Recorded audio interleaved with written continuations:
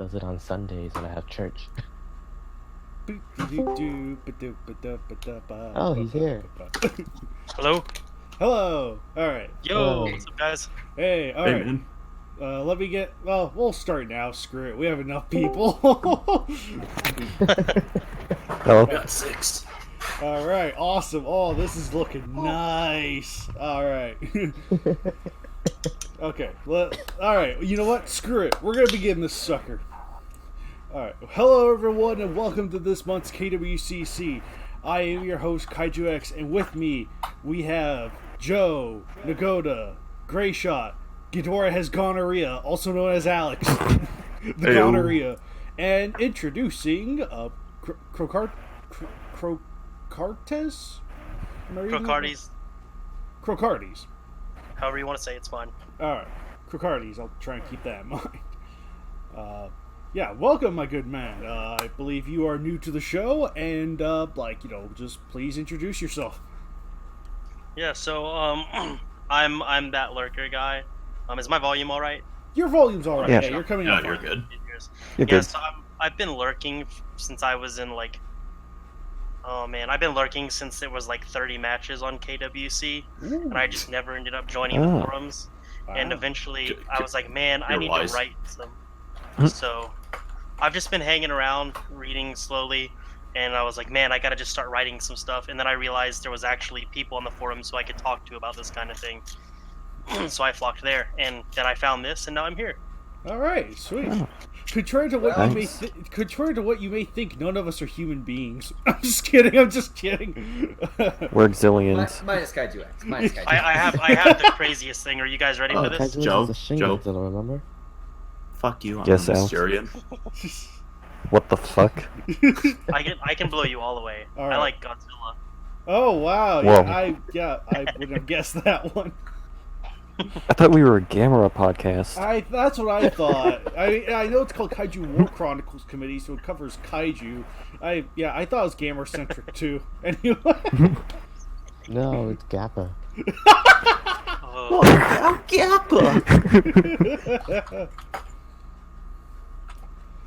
No, yeah, we're just here to discuss the rumors of the new Gamera movie. 3 years running, still nothing yet, but we're hoping. We still have the short. Yeah, that's the thing. The so-called Gamera movie is just the all it is just a short. Like that was it. we don't ruin that for me. We can dream, darn it. We could dream Don't of do a that. legendary Gamera movie. Don't give me hope. Yeah, don't give me hope.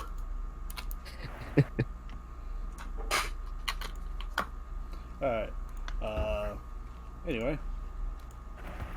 Where was I going with this? Oh, yeah, that's right. We have a I think movie. Yeah, I think there was a movie that came out. yes, a very divisive We're talk- movie. It was another talking- Ultraman movie, right? No, we're talking Straight about to DVD. we're talking about that. We're talking about that monster movie that came out, right? Men in Black. Monster Island, I think it was called. I forget. Monster Island Buddies International. The Yeah, that's- guy. But, no, before we get on Godzilla King of the Monsters, however, we will be going over this month's series of matches first. And a lot of them are ones from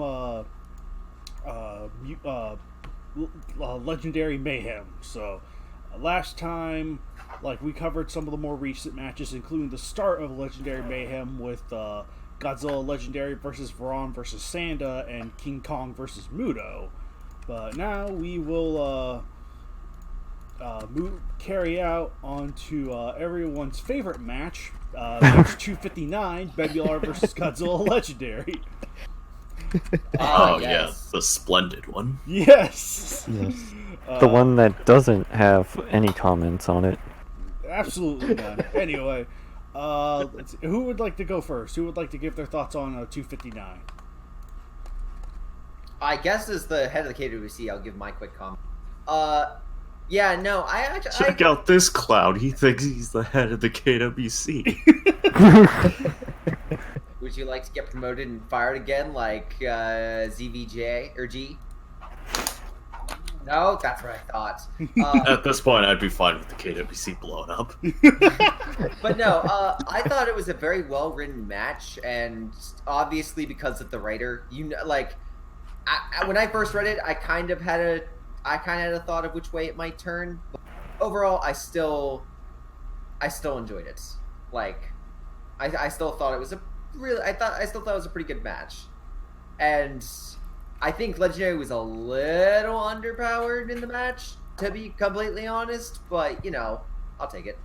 That implies you were lying before. Say to be honest. 100% honest this time. Oh, this time. Check out that clown. Get a load of this guy.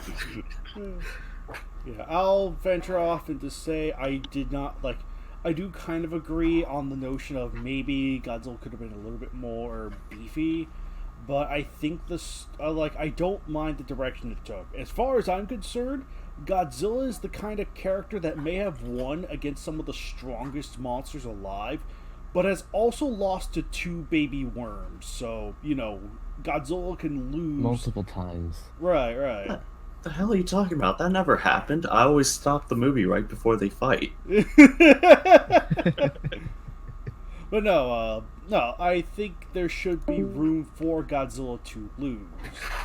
And I think anyone who disagrees, often forgets he can. Granted, I think 259 may have suffered from the mishap of coming right after the last legendary Godzilla match that was there. That was 257, which also had somewhat of a a little bit of a underdog wins the fight sort of scenario. I have a feeling if this came first, I don't think it would have gotten as bad of a backlash, at least from the comments, as it has now. So I don't think this is Birdman's fault by any right. I think this is a very solid match. I think it's just unfortunate circumstances that our opening to Legendary Mayhem started with 2 losses of Legendary Godzilla right in a row. For the most part. No, I can agree to that. Yeah, he really doesn't have any respect on this website. Yeah.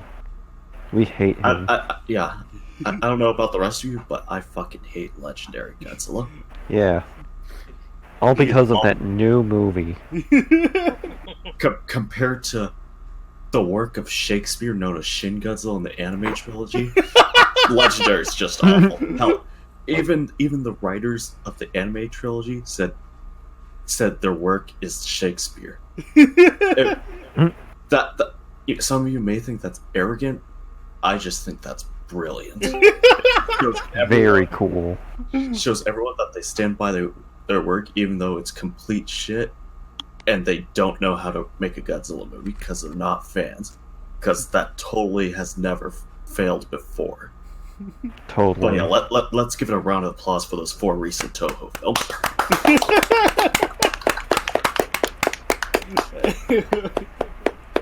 Hey.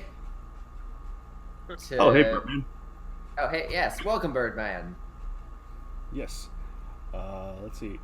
Birdman, could you give us your thoughts concerning 259? That's the first match we're starting on, so.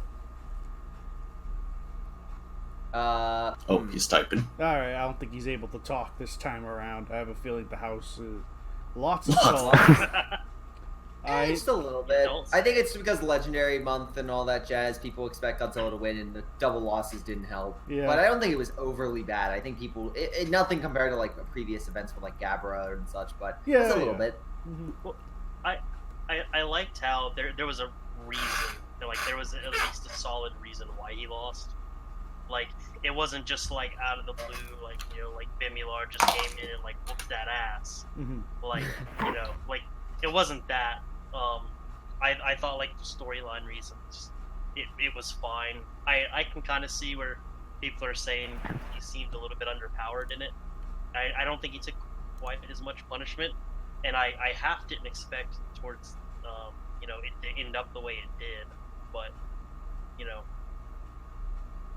yeah. But I thought it was a good fight. I thought it was very well written, and up until the end, I was like, oh man, I'm not sure how this is actually going to turn out, which is good because I think when you were saying earlier that there should be room for any monster to lose. Mhm. Like if a monster has to win everything it's in, what's the point of doing this? Because then if you know what's going to happen, Yeah, it that's my gets lame really opinion. boring. Yeah. Good counterpoint. Absolutely. I'm glad you're a man of of sanity and of sound reason. That's what I meant to say. I'm Sanity glad is a you've had the strong word. strength to admit what was on your mind and not, fear backlash from others.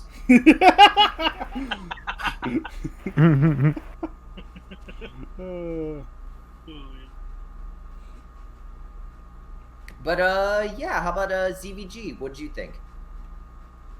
I didn't read it. Gosh darn it, Joe. I read I'm gonna surprise all of you. I read the next two. Wow. Oh my goodness. Okay, I guess I'll just say I read it. It was a solid match. But I will say the best part is the fucking comments. And just reading how pathetic these people are to get super anal over a fanfic. Hell, I hate some of the kaiju in the roster. I may roll my eyes, but I'm not gonna sit here and bitch and moan and cry. I may do it jokingly, but these people, fucking people, are just fucking terrible. I don't know about you guys. I think that And again, I'd still say this is pathetic. And some of the points are saying, "Oh well, that's my opinion." Blah, blah, blah, blah. Yeah, if you don't like the match, if you just don't like the story in it, fine. But don't get all pissy and claim it basically ruined your life, or saying no one else has any respect for a certain kaiju when that's not the case. But what if it did ruin my life? Well, too fucking bad. Deal with it. I think there's one sentence I could say that kind of encapsulates the salt of the situation. I have a feeling he meant to say bet, but I'm just gonna change it to that. I bet you would have lost your mind if this had been Shin Godzilla. Oh, I thought you were talking about the one that please, I says think bullshit. Shin Godzilla is weaker than Legendary, but please continue. Right. No, that is an actual comment because I'm looking at it right now. I know. I'm just in regards to that statement. After watching the recent movie, which we'll get to later, but oh god, yeah, no, Shin. I used to think maybe Shin would have the edge. Oh no. Not anymore. Yeah, exactly. Shin Godzilla, more like shit Godzilla. Shin Godzilla? You mean the Kmart version of '84? Anyway, Remember, kids, Return of Godzilla is a far superior movie to Shin. Yeah. remember, kids, Return of Godzilla is just a really good movie, and everyone should check it out. Anyway. Everyone puts it in their S tier, which is the right answer. Return of Godzilla's Kino. It is. Birdman writes, "Wow, the KWC hates Godzilla even though he had 6 wins before the event. Greyshot should be castrated with fishing knives."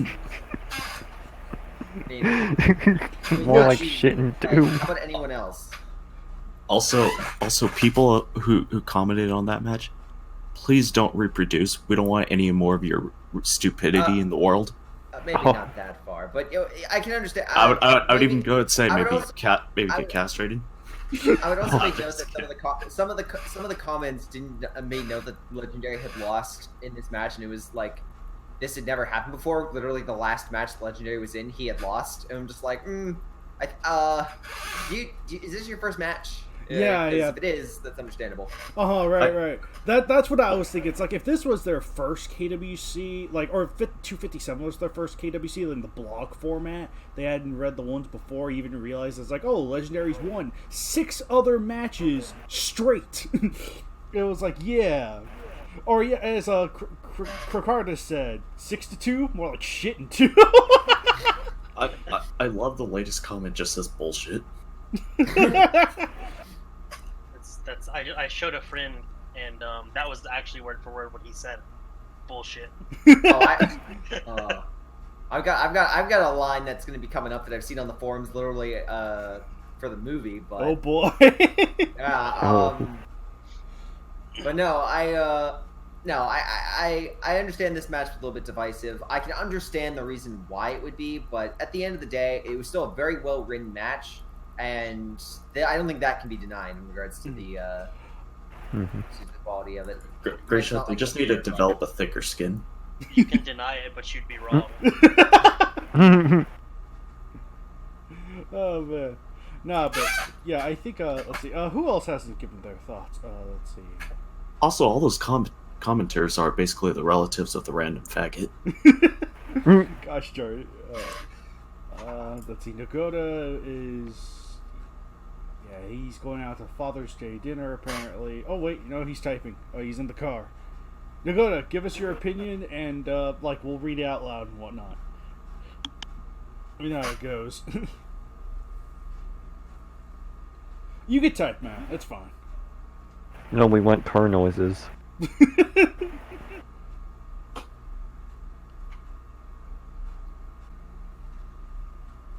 Match was nice. I like mistaking Godzilla, like the mistaking Godzilla for Zilla scene, and how Cameron basically just put a mind control device onto Bemular and plugged in a VR headset to control him. Oh. Yeah, definitely. That was definitely I like that approach. I really like that approach. So. Plus all the good salty comments I can't see on mobile. You can see them on mobile. I guess it must be his phone, but. Oh. But yeah, I think that covers about everyone. Did anyone else have any additional thoughts to give concerning 259, or Not on iPhone, apparently. Oh yeah, the banner's good. Oh yeah, I have one last thing related to the plugging in the VR headset. Gotcha. Go right. At first, I was like, "That's dumb," but then literally about 20 seconds later, I was like, "Oh, that's so cool." That's great.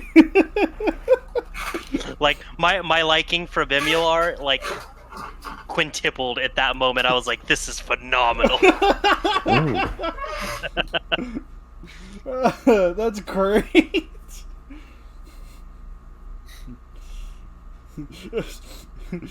It's so dumb, but it's so damn cool. Oh, that's great. That's amazing. I love it when that happens.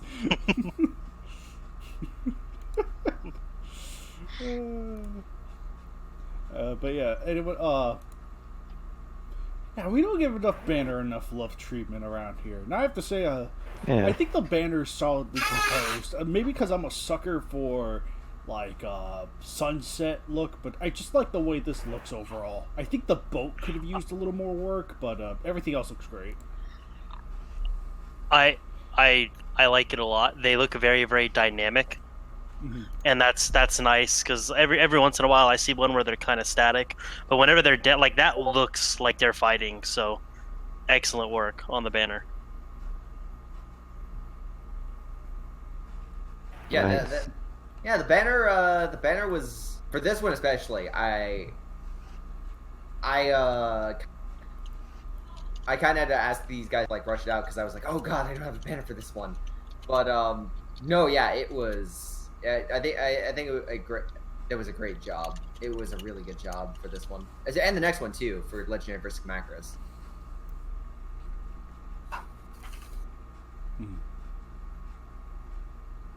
Wait a minute, we got two Ghidorahs now. What the heck? You never noticed that? I just noticed that. I was like, wait a minute, wait! I didn't realize Birdman changed the Ghidorah bird zone. Gazora? I wish.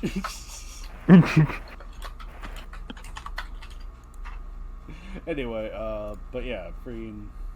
I will say, I still kind of think the banners look small. That's just optical illusion, man. That's just pure. Well, I think this one might be a little smaller, because it's I think the maximum size you can have them at is yeah, I forget what the max size usually is, but yeah, I think they're still bigger than what they were originally, but they're just by a hair. Yeah. I was gonna say I don't have that problem. I think they look bigger. Granted, I'm not on a computer monitor most of the time. I've got a TV set up as my computer monitor, so Ooh. it's huge no matter what. Right. But I really like the new format. Mhm. I love having the comments, and quite frankly, having Mhm. 259 early on in that was phenomenal. Yeah. Just on the merit of Salt. It's beautiful. I'm pretty sure KWC could like start a salt trading company off of that match alone. Oh, They have absolutely. We enough. could. Oh, I've already bought rights for the mines. I thought we God already knows they'll had never one run after dry. Godzilla vs. Hedorah. Oh, that one's long dried out. Oh. That's why this match was made, so we could redo the salt mines. Yeah. Anyway, Oh, just wait.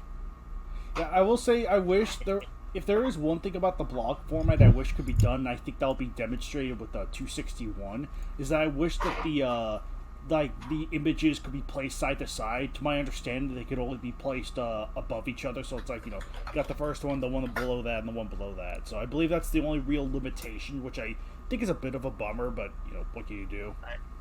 Yeah, I it's think I see what you're saying. yeah. Oh, then I'm excited for any big matches that have multiple winners. Yeah. It's gonna be like a memorial, just like this whole list of names going down. You have Godzilla, Rodan, Mothra, Kinky Dora. Yes, I definitely have not been avoiding those types of matches. Definitely not. One day. I still remember the one match. Still remember the one match I got where King Kong threw his shit at Angers. The sad part is I can't tell if you're being serious with that. Or No, not. this is actual. I'm actually serious on that one. I Holy might have shown Joe that part of wow. like that sentence. Wow. Yeah. I forget. Did I show you that, Joe? Like at least that sentence. I don't think you showed me the sentence. Oh, okay. I remember you talked about it though. Oh, and I think that there might have been another sentence where it says his hand was sticky because it was covered in poo poo. Oh my god. Oh, that's I don't think it was that exact sentence, but it was something like that. something like that. Yeah, yeah. Oh, And I'm not bullshitting you on this. oh wow. Wow. His hand was sticky from poo poo. Oh gosh. But I think we could safely say that I'll probably do it for 259.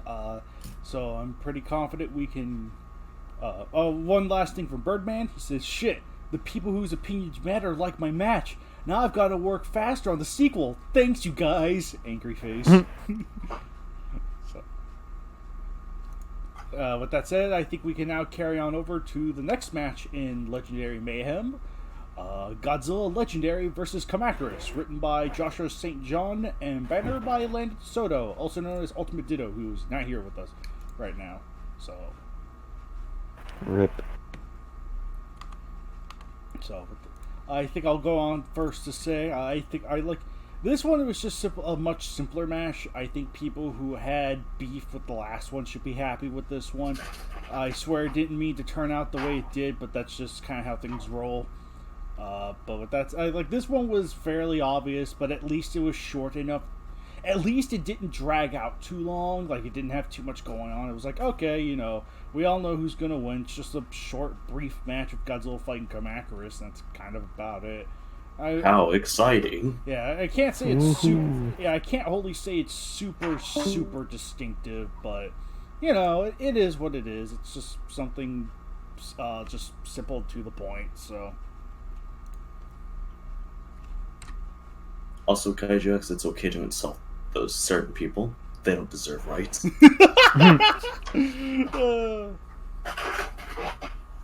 Great shot. He's What- Oh.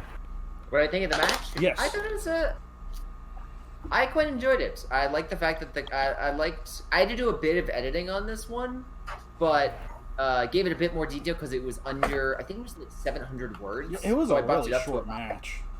Yeah, so I Mhm. buffed it up. I think at the end it turned out to be like 1,300. So I added about I nearly doubled the length, but I just added some details and such because You might as I well like been the credited as the writer. Or co-writer at no. least. Co-writer at least, because No, because I basically just emphasized details. It wasn't really anything major. Alright. But I fleshed out. I did give like a little bit more detail with X, like at the very end, being a little bit of a dark spin on it. That I will admit that was custom me because I figured it worked with the match. But otherwise, everything else was on the battle itself. Yes, Kamakris was definitely the underdog, and hey, what do you know? The underdog didn't win in this match. But I thought it was still. I still liked that Kamakris accidentally found the 1 weak point for Godzilla Legendary, or the inner monologue of the Kamakris is they're just like descending upon Paris and just trying to like see all the people and just like food. It's time to feed. It's time to like that kind of. So I like those little details. Yeah, that was cool.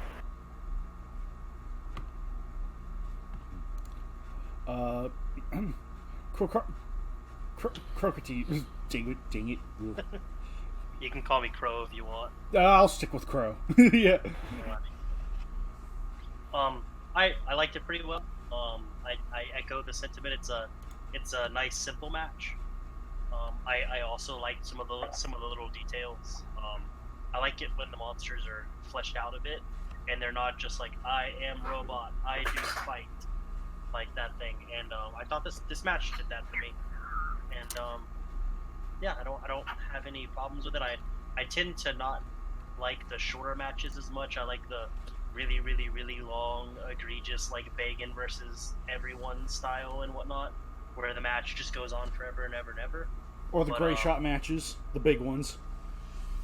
Big matches are great, man. It's like sitting down to read a novel. But I liked this, and I felt like both monsters were treated with respect, and they showed off what they could do. So.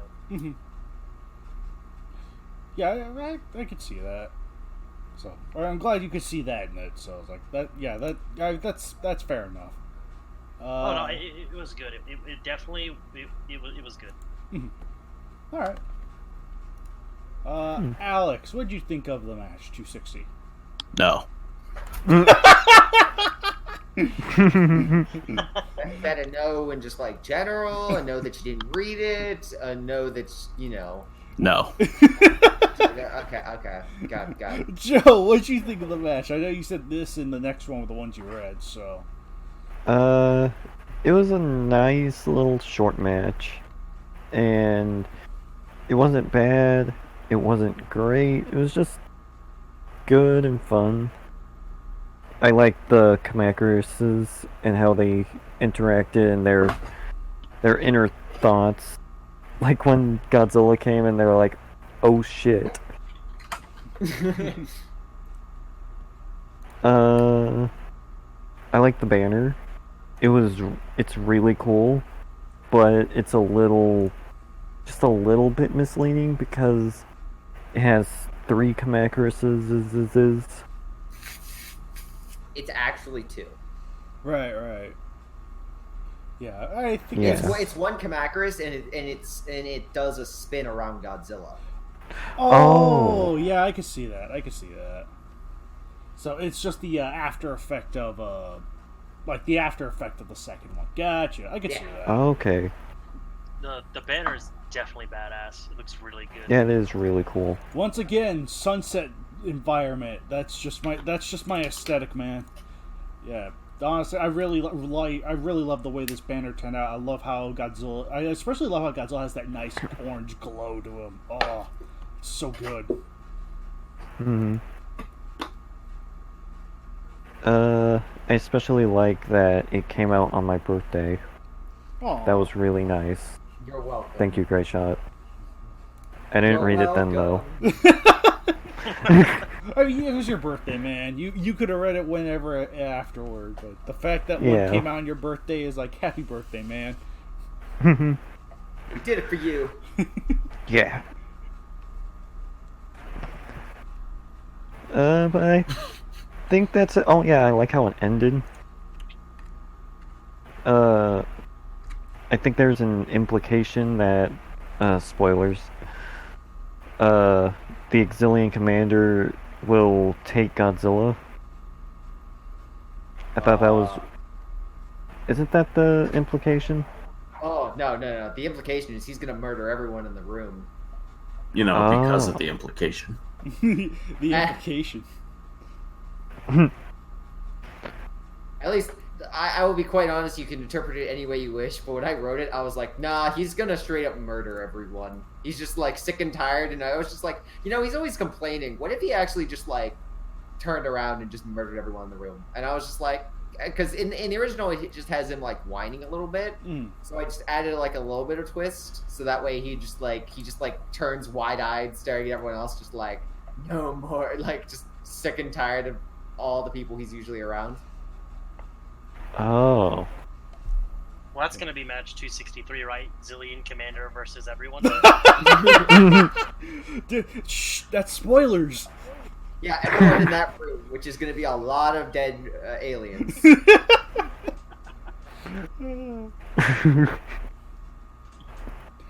Oh my goodness. I think everyone's given their thoughts on 260. Fortunately, a very simple match, so. Yeah. Nice, short and sweet. So, so with that said, we can carry on to match 261. Godzilla Heisei versus Godzilla Legendary, round 2. I don't care what the main title says. That's what the banner says, and I'm running with it.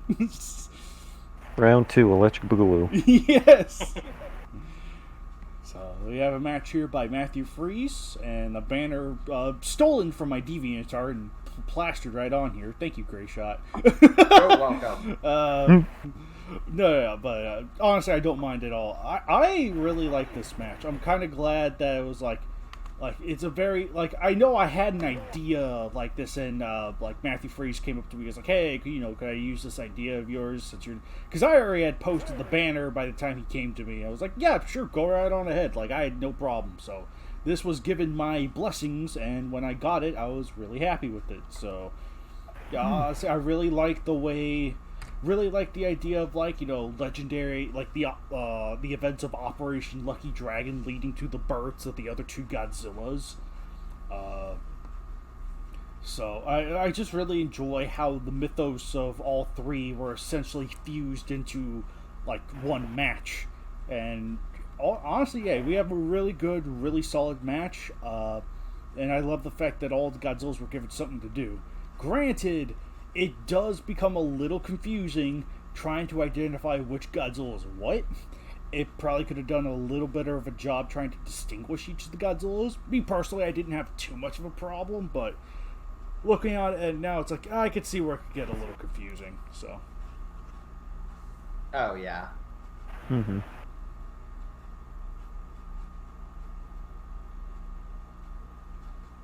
So, Great Shot, what'd you think of 261?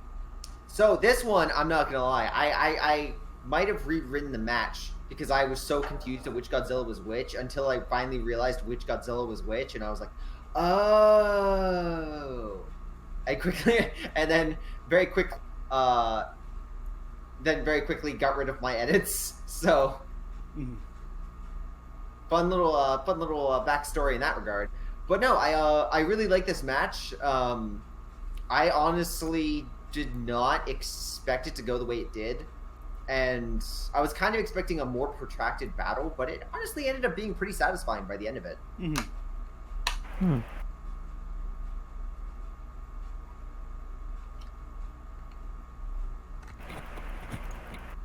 Alright, Crow, what'd you think of the match? So I also had some. Granted, I didn't have internet access when I read it. I was out doing field work, so I had downloaded it onto my phone and read it there. And I was confused for part of it as to what was going on, and it took me an awfully long time, my own fault, to realize that there was another Godzilla. Yeah, that's I was like, oh, I see what's happening. I was like, well, there's three in the banner, but what's going on? And eventually I realized, but the banner looks really, really good, and I loved how brutal it was. Like, there were parts of this that were, like, wicked. And seeing that between two Godzillas, that was really, really cool. Like it felt like there were some really high stakes going into it. Mhm. So I quite liked that. Like it was the action was very satisfying. Mm-hmm.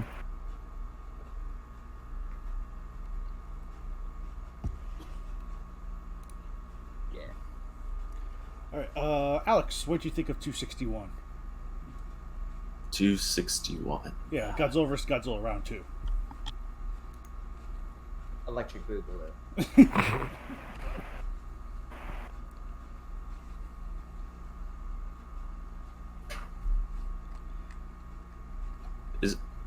Isn't that 160 though?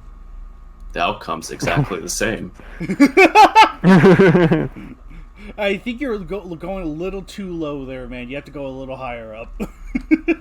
It's 161. Oh, is it? Unless you're thinking of 160 first round.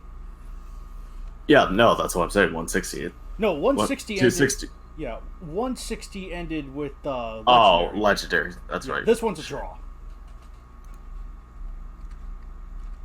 Well, shows how much I remember. That was like 50 fucking years ago. Yeah, no, definitely a draw. But yeah, I didn't read it. Aw, darn. Alright, Joe, since you said this was the other one you read, what'd you think of 261? I thought it was a good match. I really liked that the Lucky Dragon testing was linked to all three Godzillas, like Greyshot said. And I really liked Legendary wanting to call out to the original Godzilla. And the fight, and then leading into the fight with Heisei Godzilla, I thought that was cool.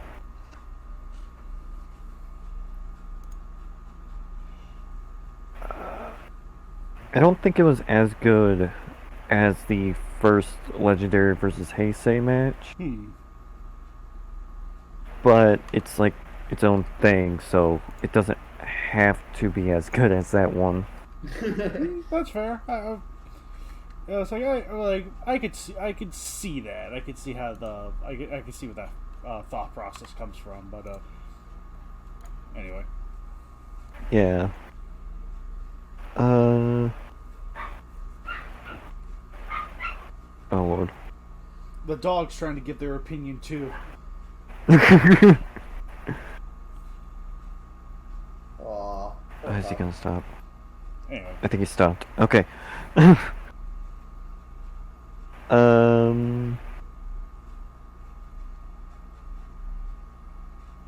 Yeah, the fights were cool.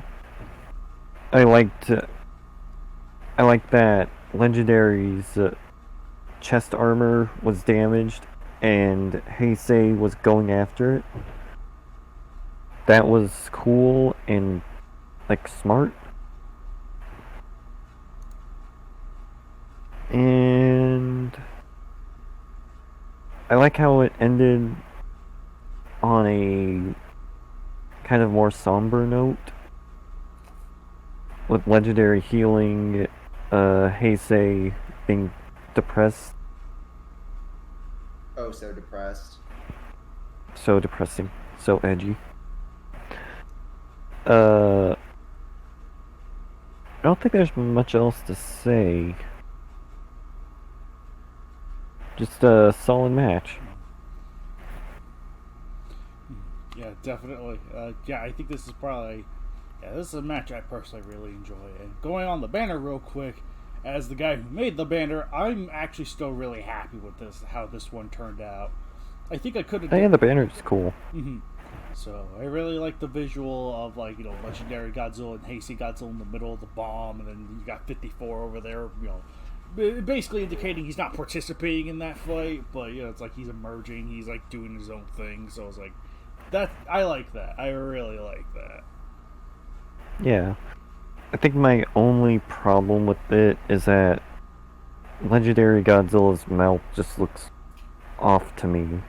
Well, I think what I was doing with that was I think he was charging his beam, so I think I also had the mouth glow white in this case, like his spines. So I think that's what might be off there. Otherwise, like the rest of that's just a byproduct of the model. So okay.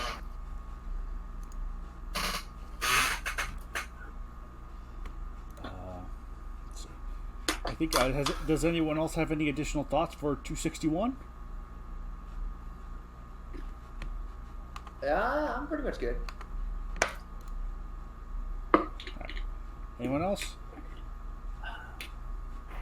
Anyone but Great Shot. Anyone at all. Any takers? No. No! Anyway. Yeah, I think in that case we can move on from 261 on to the most recent KWC, match 262, Red King versus Skullcrawler. Written by Matthew Williams and banner by Matthew Williams. Not Connor Clennell, and it's an Ultraman monster? What is this? The blind kaiju wins. Savage.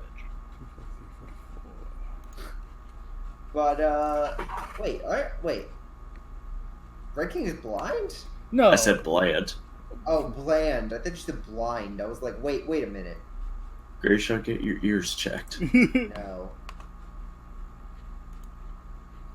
Alright, so that's it. I will start off and say, honestly, I love this match.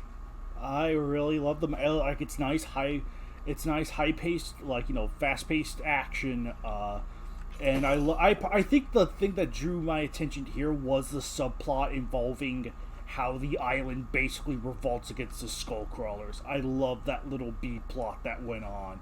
Like, yeah, we couldn't see all, like, the fight itself between Red King and the, like, big Skullcrawler was really nice, but I just really love how it was, like, Pigmon's trying to run away from the Skullcrawlers, and it's like Pigmon lures some of them into the Sulphun Forest, gets them, like, all constricted, or how the other monsters, like, Magular and Chandlar, just, like, also participate. Like, granted, not shown because that's against KWC rules, but it's like I love the fact that it's like they're there fighting too. And I just love how this is basically the Lawless Monster Zone versus Skullcrawler. Love it. Honestly, this was just a really fun read. And interesting, interesting that's continued off of match 106, so nice callback to that one. With Jaguar's severed arm. So, but yeah, honestly, yeah, when I read this, I was like, yeah, I had to send this over for a Legendary Mayhem. Believe it or not, 261, while may have been a fitting spot to end, it's not the last Legendary Mayhem match. We're continuing Legendary Mayhem into June. So, yeah. You'll either get the next one is definitely going to be a legendary-ish match, and then the one after that is going to break the trend, but still be connected. Yes, is the best way I can describe it. Yes. So it'll end with the end of June, because Mayhem isn't standard for just 1 month. Right. This is Mayhem. Yes. But my notes on the match, honestly, I thought it was really good. I like the Skullcrawler in this, the big one, and Red King just like demolishing the smaller ones was a nice warm-up before he moved on to the main battle, which was, I honestly thought, very well done. Like, each side had their ups and downs, and even the Fire Fists, while good, were not like the end-all be-all, and they weren't like the thing that just KO'd the Skullcrawler immediately. It took time. Mm-hmm. It very much felt like a long, drag-out fight between two very vicious opponents, which I liked. Yeah. Definitely. I'm to be honest, I'm not truly the biggest fan of Skullcrawler, not the Skullcrawler, the Red King. Don't really know too much about him from the back, but honestly, it very well detailed, a lot of good stuff. So Williams, great job.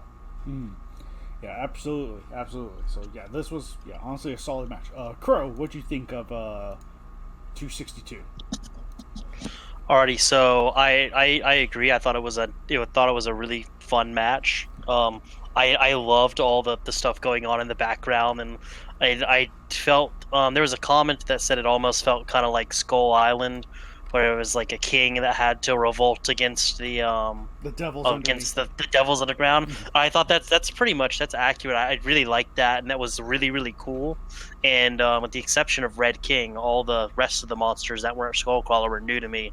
So I learned about a bunch of new monsters, and that was really cool. Oh, sweet. So I liked a lot of it. Though I will say I'm not a huge Red King fan. I'm still butthurt from I'm still very very butthurt from way back in match 35 when Red King tried to pick a fight with Anguirus, and I just haven't liked Red King since. To be honest, I was in 5th grade and my feelings were hurt, so and they've stayed hurt. And I'm always pumped to see the 2 times that it's happened, I guess I'm pumped to see a Skullcrawler match. So that was really really exciting. I thought it was well done. I don't like Red King, but I liked the match a lot, and it seemed like there was a fair bit of attention to detail, and I love any time a match is connected to a previous match, especially one from that long ago too.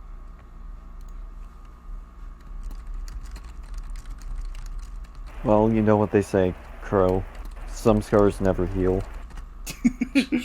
That one won't. Looking at you, Mechagodzilla, Showa. Yeah, I think that pretty much sums up my thoughts on it. I quite liked it. Very cool, very cool. Well, on a quick side note, just as just something I realized I didn't get to say with all the other banners, but you, Kokardis, mentioned and brought up earlier, is that all these matches are also now posted on Facebook at the exact same time they're posted on the blog format on TK. And if you notice, I've been writing the summaries for all the matches, and it's not just like the first few lines of the match, it's its own like little hype paragraph, which I would highly recommend you check out, because some of them obviously might be play on of words to who the combatants are, but some of them might also be references, like the Godzilla Legendary versus Kamakuras one. It's basically every line or like statement from the Deadly Mantis trailer back in the 50s. Huh. Yeah, I did not know about that. That's really cool. Oh, wait, hang on a second. I'm going onto Facebook now. Going to Toho Kingdom. Yeah, I'm doing the actually, same. If you just go up, because you posted them all in the Discord, you can actually see it, the paragraphs right on the Discord when you get the link. Oh yeah. Oh wow. Oh wow, yeah, look at that. Oh, that's neat. Oh, that's I'm blind, cool. yay. Holy crap, that's great. Oh, wow. You did a really good job with those little hype, man. You know what? I'm going to have to keep an eye out for that. Yeah, if you guys have a match, I guess I should make note of this, but if you guys have, it has to be, I think, like 250 words or like 250 characters or less, but if you have one that you want to write for your match, you can throw that in and I'll add it. I've just been doing it by myself so far. All right, sweet. Well, when I finish the big one, I may let you take a stab at it if you want, because I'm liking what I'm reading so far. Yeah, the one I think I did the worst on was 261. Otherwise, all the rest I was like, yes, this awesome thing, and then 261 was like, 3 Godzillas, 2 Kabans, 1 epic battle, and a whole lot of occurrences. Round 2 battle tight. It could have been better, but I think it's decent enough. Yeah, it gets to the point. My favorite probably is the 261 with the, because I literally just took every line and just threw in like a couple of tweaks like to make it fit contextually. Yeah. Exactly. Nice. That's awesome. I love it. Deadly Mantis reference for the win. Exactly. And 262 was good as well. But anyway, sorry. So who else read 262 but hasn't commented yet? Ghidorah, ZVG, are you... Boy, I haven't read it. Failing, Hell no. all of you. Oh. Alex obviously wouldn't have read it because it's a Red King match. It has an Ultra Monster as the focus. But he's excited for my Ultra 7 match. I don't understand. Because the premise actually sounds good. Yeah, it does. It really does. Anyway. And then Joe didn't read it. Banner-wise... Because I also don't like corn. Except for Corn Gaming. Hey! There you go. Corn Game. That's my channel. Yeah. You can find it in the description below, anyway. The Godzilla fans are going, what the fuck is Corn Gaming? What does that have to do with Godzilla? They only come here for Godzilla, not some stupid video game channel like Gray Shots and mine. Anyway, banner-wise, I think the composition of the banner is good. Like, I think there's enough action going on. There's a lot to see. But I also do feel like it probably could have been tweaked a touch, maybe, or at the I don't know. It feels like there's too much space. It's a little too sky. I believe Lawless Monsters had a little bit more mountains going on, if I remember right. So, but otherwise, it was like, just minor. Like, it's a decent composition, but I don't think it compares to the other two. Like, some of the more, the other ones that we've looked over. So, but, yeah. I think that covers all the KWC matches. I believe. Does anyone else have anything else to say regarding 262? Anything at all? Did you talk about the banner? I did. Anyone else want to talk about the banner real quick? I agree that it's a bit much sky, but I like that in the banner Skullcrawler's like biting onto Red King's arm and there's like the blood spewing out. Mm-hmm. That looks pretty neat. Mm-hmm. And like Red King looks appalled, which I'm always down for. I like the Pigmon in there. He looks cool. Yeah, at least you're getting him from the back. Oh my. Oh my. Anyway. Magic golly. Anyway. Anyone else have anything to say regarding 262's banner? Anything specific? I thought it was good. I think it was a little bit too much sky, and I think the addition of all the other monsters I thought was were nice additions, even though they're technically not combatants. The main focus is obviously Red King in the big one, but having the extra details, appreciate it. Also, Pigmon just staring on, just like, well, I'm glad I'm not messing with those guys. Either that, he's the evil overlord, it's like all's going according to plan. I want to see the world burn. I'm just kidding. But very good. Honestly, just final consensus. Just personally, I just really love this match. It was just a lot of fun. Nice. Anyway, but before we go over to today's movie, I'd like to bring up two things that I doubt anyone here has read. The two KWCEs that have come out. That's right. Great, let's talk about the movie now. That's rich. But yeah, I have them both linked here. I think. Ew, fucking Power Rangers, gross. What are you talking about? That match is great. So is the next one. Next one's great. Power Rangers, ew. If there's anything Alex likes less than Ultraman, it's Power Rangers. Anyway. That's accurate. Oh, man. But yeah, we'll be advancing on to the KWCE of May. Yeah, May, because I believe, 22nd. Yeah, I believe I was heading out we were heading out the first week of June, but I don't remember why I didn't post another one whatever, it doesn't matter. We have KWCE number 45, Megazord, Dragonzord, Titanus, the Zord Carrier or something like that, versus Mechagodzilla Showa.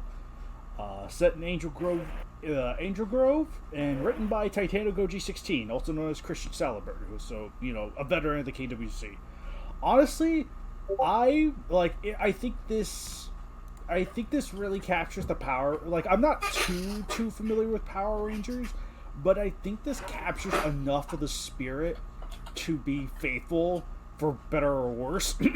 Anyway, but honestly, I think like I really like the way things played out. I kind of like how there's like a little bit more of a story to how this is like the third Mechagodzilla that was built on the moon, and then friggin' it's like, you know, you got the Dumbo, you got the Dumbo villains that unleashed this mecha.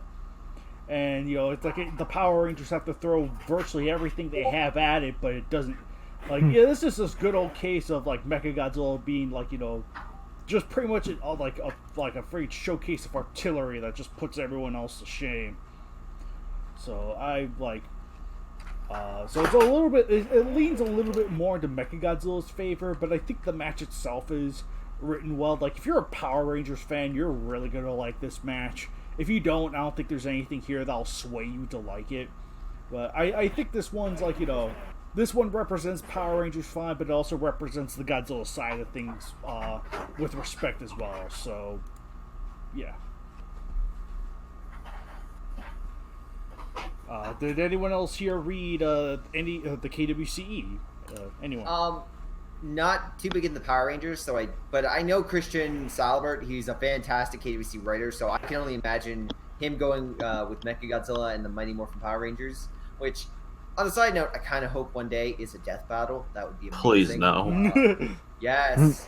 Oh, Mechagodzilla would wipe the floor with like a Dragon Zord. But in any case, no, I'm sure it was fantastic. There's a better idea. Just have a battle royale between all three Mechagodzillas. Heck yeah! Oh, that would be better. That would be legit. That's true. Don't you mean 4? Anyway. Oh god. The anime could be the ref. Oh, it takes place in Mechagodzilla City. Oh, is that doable? Oh, and one of the pilots. I think we could have Mechagodzilla City be a location. Yeah, Mechagodzilla. Can we do that? Because I will do that. Yeah, Mechagodzilla City could be a location. So I have an idea. Like, what if one of the pilots for Mechagodzilla 2 or Kiryu gets infected with the nanometal? Oh. Oh god.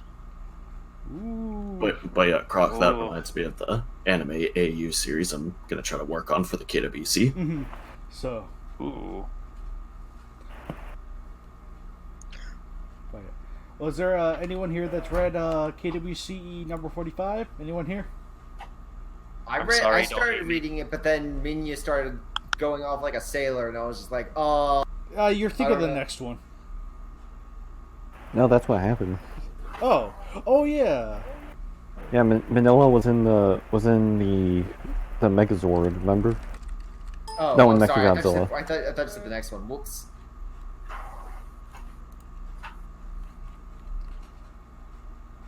Manila killed all the Power Rangers, remember? Dick blessed. I was like, I'm pretty sure I looked over this match. I don't remember seeing Manila.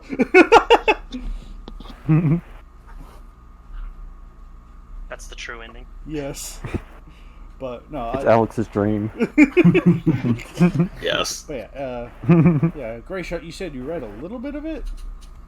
Yeah, I read a little bit of it, but I'm not really a fan of I kind of could tell something was off, because obviously when Minion just started manhandling all of them, it was just like, something. I thought we were still on Megazord.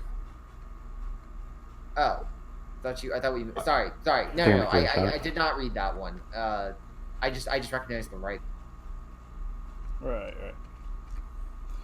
Oh, okay. All right. So I guess nobody has anything to say about 45. We could just move on. Yeah, it's probably one I need to read because the good word that you said. I like that. I like the idea of it like being a direct continuation, but yeah, no. So. Anyway, yeah, I think with that said, we will jump on from 45 to number 46, the most recent KWCE at this time, though I'm hoping to get one. You mean the best KWCE? It really is. It's Kino. I was enjoying it at my Kinoplex. So we have this one. We have Manila Showa versus Destroya versus Hetero Showa versus Baggin. Set in Los Angeles, USA, with the match written by Ultimate Ditto, also known as Landon Soto. So, this one, I think it goes in the when you read it, it goes in the direction you expect once you kind of get the gist of it. But I also think it doesn't drag on too long. It's nice and brief. It's brief enough to get across and then just kind of ends on something expected, but it's also still funny when you think about it. So, I enjoyed I think I enjoyed the match fine. I think it's really nice to have a match where Minya talks. So, just because, he did it in the movies, so it's really nice to see it here. Obviously, with him talking means that the specific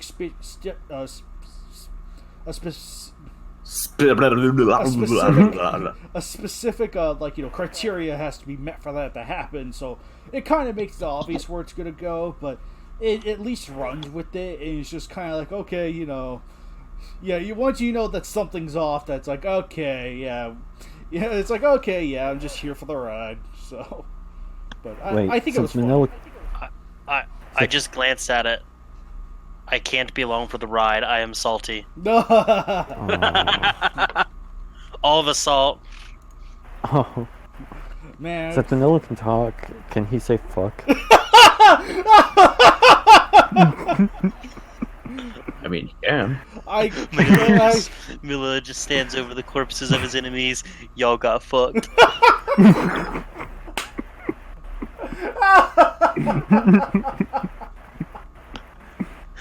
Oh my gosh, that's rich. That is And rich. you also discovered he's a necrophiliac. Oh my god. Godzilla says I should learn how to fuck my own bodies. And there goes the adult rating. Y'all are gonna get fucked,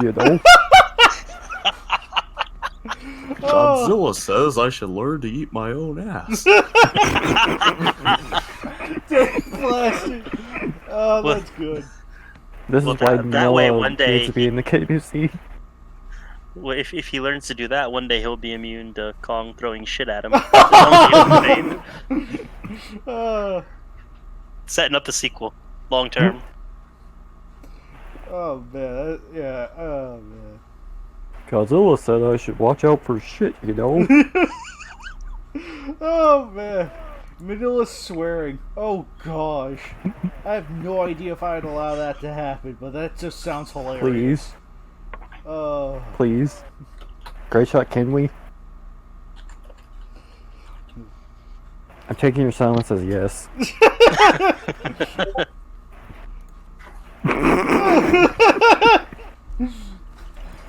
Oh gosh. Oh. I will find you. All right. But do I have any additional opinions concerning number 46, or can we officially drop it and go straight to the movie? It's amazing.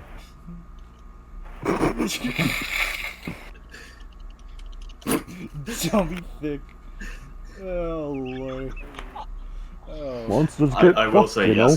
I love this match. It's great. It's Kino.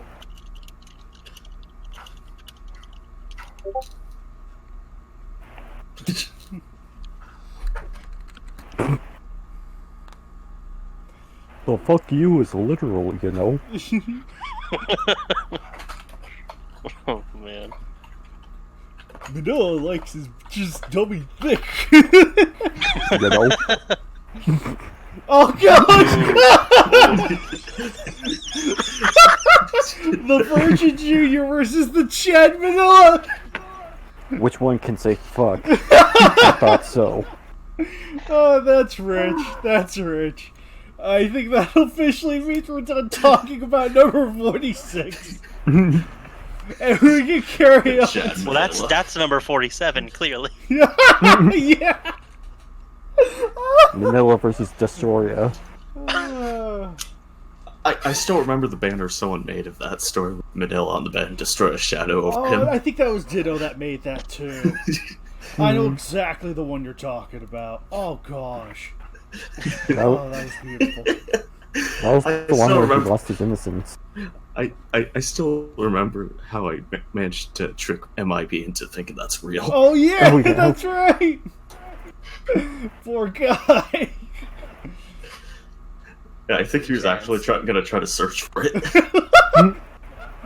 Poor guy. Oh, good grief. Ah. Destroyer made Manila into a man. And then Manila made Destroyer into a bitch. Oh man, that was hilarious. Oh man. Oh, that was beautiful. That was freaking beautiful. Anyway, oh, I think with that said, I think we can now finally transition from here to probably the thing I think people are probably looking forward to most around here is our thoughts of Godzilla, King of the Monsters, 2019 film from Legendary Pictures and Michael Dougherty. So Finally. It's shit. It's okay to be wrong. Let's talk about Godzilla Defense Force. There's too much monsters in it, not enough human drama. yeah. I'm a critic. Yeah, I'm a critic, and I say there's too much. Oh man. I'm gonna go ahead and go out and movie critics are fucking worthless. They kind of become Also- more worthless over time, honestly. But Also, there's no daytime fights, even though there's a valid reason on why there are no daytime fights in this fight. Because Q generates electrical storms that cover up the sun. That way it's all gray and cloudy. Because that's what the script in this King Ghidorah said. We can't get mad at him because that's how he is. Yep. He's not like the other Ghidorahs who only come out in daylight. So we can spoiler drop, I'm assuming. I think it's safe to assume anyone listening to this or Yep. yeah. We let- can definitely spoil it. Yeah. So I guess Licorice too. yeah. From here on out, we're going to be talking about the film in great detail. So if you are not at all familiar or you haven't seen it yet, I'd say go watch it. Judge for yourself. I wouldn't listen to the critics, but be wary of fanboys too. So make your own call. This movie's a 0 because Kong didn't suck his own dong at the. Let's talk about that. That should have been the after credits, clearly. Because at the very end, Godzilla was eating his own ass. So I was like, okay, it's so powerful, he can do that. How is Kong gonna be able to challenge him in the crossover? So I thought, as the credits were going on, oh, Kong's gonna suck his own dong. No, that didn't fucking happen. So it's just the fucking old man looking at the remaining Ghidorah head. I've never been so more disappointed in my life. To be fair, at least in the novelization, at least it details on why Kong's able to suck his own dick. So, Oh, Yeah, but that's the novel. I don't want that in the novel. I wanted that in the movie. I didn't want to read it. I wanted to see it in great detail. frame by frame. that's what CGI was building up to. Ever since the release of Avatar. I wanted him to suck his own dong exactly like he did to the squid tentacles in his movie. Oh god. So does it go down his throat, and he eats it? He deep throats it. Well, don't you know? But does some species. But does he eat it? Yes. Well, Yes. Well, no, Oh. don't you know? That's Freaking. exactly what happened. Yeah. Don't you know? Some species of squids have a special tentacle that basically acts as a dick. So like that Meyer squid man, all of its tentacles are dicks. He wasn't eating it for a meal. He was practicing. But Kaiju X, did you also know that gorilla dicks are small? Oh. Well, that's gonna be a challenge then. Exactly why Kong is so powerful. He can do that. Takes a lot of skill. Yes. Just about as much don't skill as call it Godzilla nothing. eating his own arse. Anyway. But Well, here. Man, those monsters were really lucky Anyway, to see get front let's- seats to that. Okay, it's fun. Let's focus on an actual review for it. So let's actually go down from the top. Yeah. Crocaritus, what would you say is your overall review of Godzilla, King of the Monsters? Feel free to go into spoiler. Okay, so I liked it a lot. When I first watched it, I was actually underwhelmed. I had built it up to be this phenomenal thing in my mind, and it wasn't exactly what I had. And I sat on it for a while, and after sitting on it, I liked the movie a lot. I think it's definitely in my top 10 of Godzilla and Kaiju movies, I would say now. I'm pretty happy with how it turned out. There's a couple things I would have changed. Contrary to what everyone I've been hearing says, I thought the human drama was actually pretty good for once. I thought that was a complete 180 from the OG Legendary movie. Like, everything felt, if you paid attention, I think all the characters had reasons for what they were doing, and they made sense.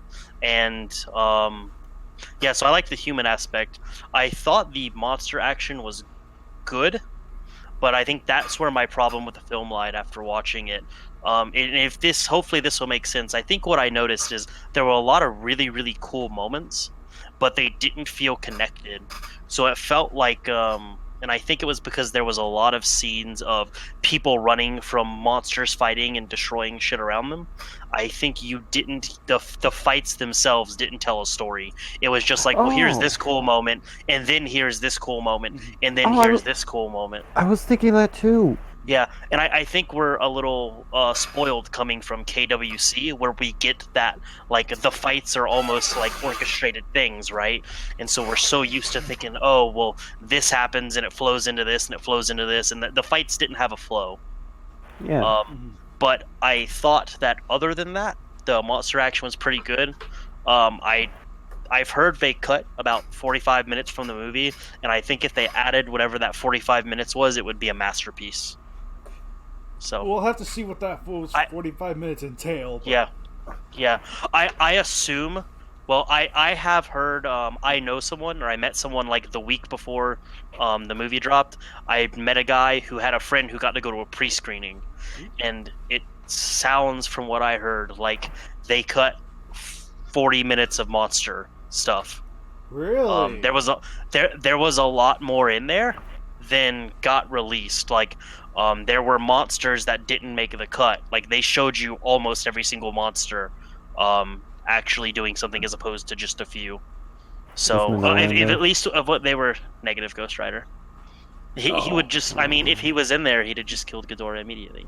But no, anyways, but I think that's my thing. I was disappointed because I remember something early on about they were confirming Red Spiral Ray in the movie, and that I didn't get that. And aside from that final little sequence, I liked most of the action, but it didn't flow. That's not how I would have handled it, but yeah, I still liked it, and I thought it was great, and pretty much every moment where Godzilla was in it, it was badass. And at the very, very end, right before the final fight with like the glowing eyes, that gave me chills. That was like, oh man, this is about to be great. So I think even during the movie, I guess my critique is it was really, really good, and I'd almost venture to say it was great, but it almost didn't live up to the hype that it itself set, if that makes sense. Yeah, definitely. I think I will say this really quick. I think hype also played into my viewing of the movie, and I think I'm a little harsher to it than maybe I should be. Unfortunately, I never had the chance for a second viewing like I promised, so it's like I kind of want to sort of, like, I'll still give what I feel like is legitimately wrong and set it out there, because I think I've had enough time to sit on it to say, okay, this is legitimately wrong, but then it's like, oh, maybe I can accept this, and this. So, but, yeah. But I'll get to that when it gets to me. Did you have anything else to add on, Crow? No, I think that's pretty much it. I would have liked a little more Rodan than I got, because Rodan's one of my favorites, and I would have liked more monsters with just a longer movie, but I tend to like longer media in general. Mhm. And I also, just so everyone knows, I also only got one viewing. I haven't been able to go see it a second time yet, like I wanted to. All right. So it's been a few weeks, but that's so. If there were stuff that people are noticing on the second viewing, that makes it better or worse, I probably haven't picked up on those things either. All But right. that's my review. Okay, By the well, way, my opinion's more valid because I've seen it twice. Mine too. My opinion for movies is never valid because I basically have the opposite opinion of everyone else. So So what It's you're saying is you like the Emoji Movie. haven't seen it, nor will I. Oh. Very wise. I guess.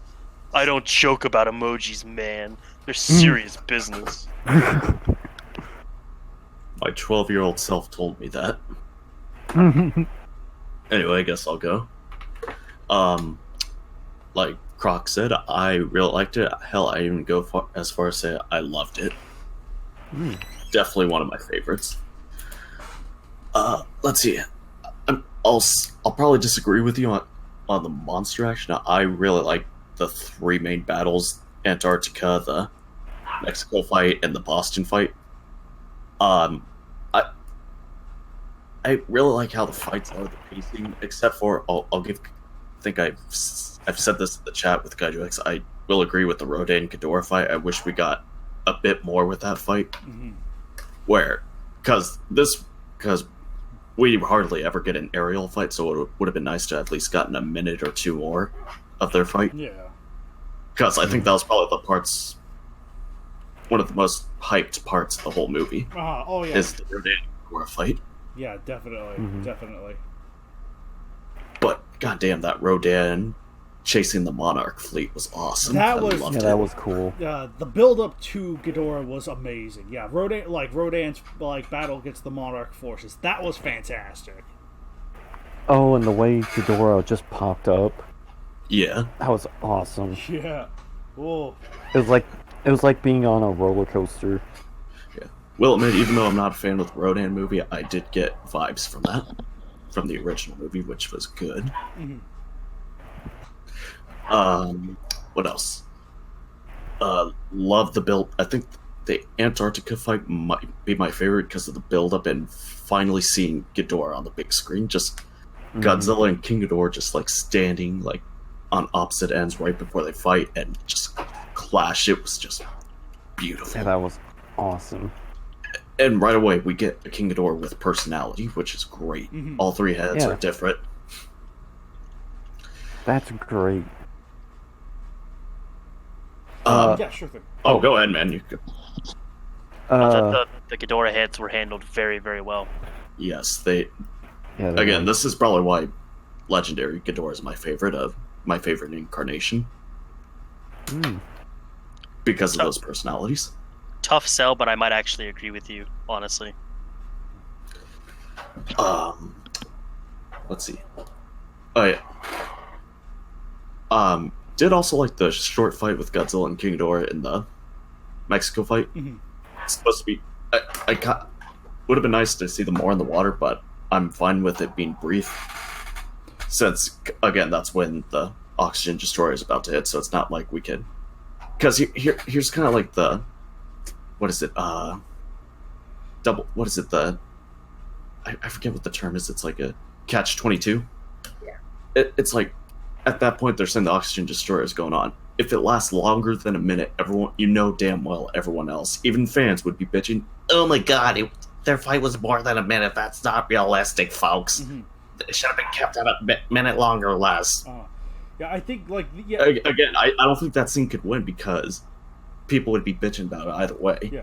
Honestly, the Godzilla vs. Ghidorah fight in Mexico, I think that was fine being short. I had no qualms with that. Like, Yeah. the fact that the oxygen destroyer was coming, like you technically would have gotten the implication the fight would have been longer had the oxygen destroyer not been used.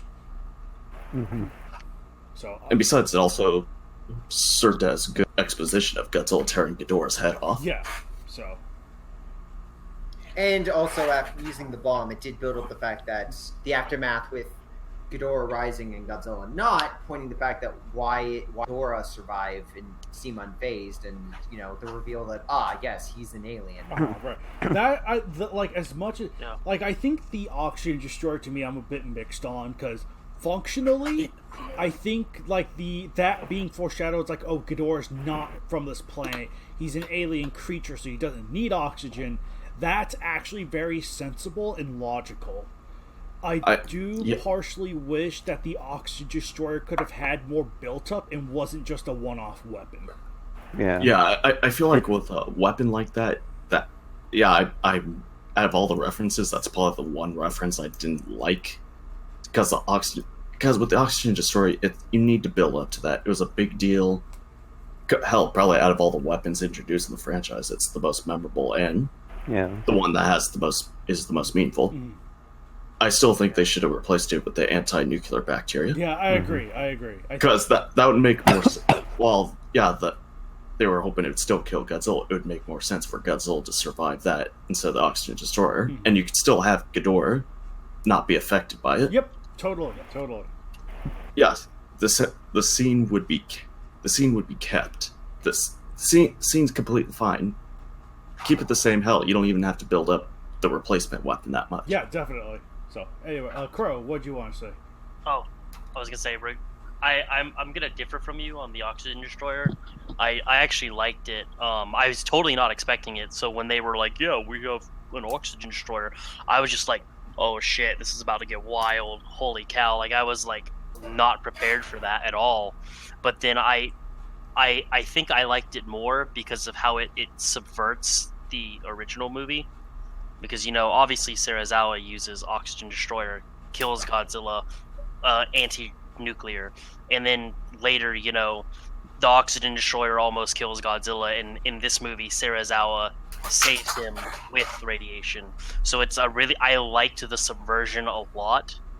So that means it's good, right? Yeah, it is my subjective opinion, but my subjective opinion is obviously objective. So, but that and the other thing I wanted to throw in is best movie soundtrack of all time. Mic drop. Back to Ghidorah. Hey, this isn't Rocky 4.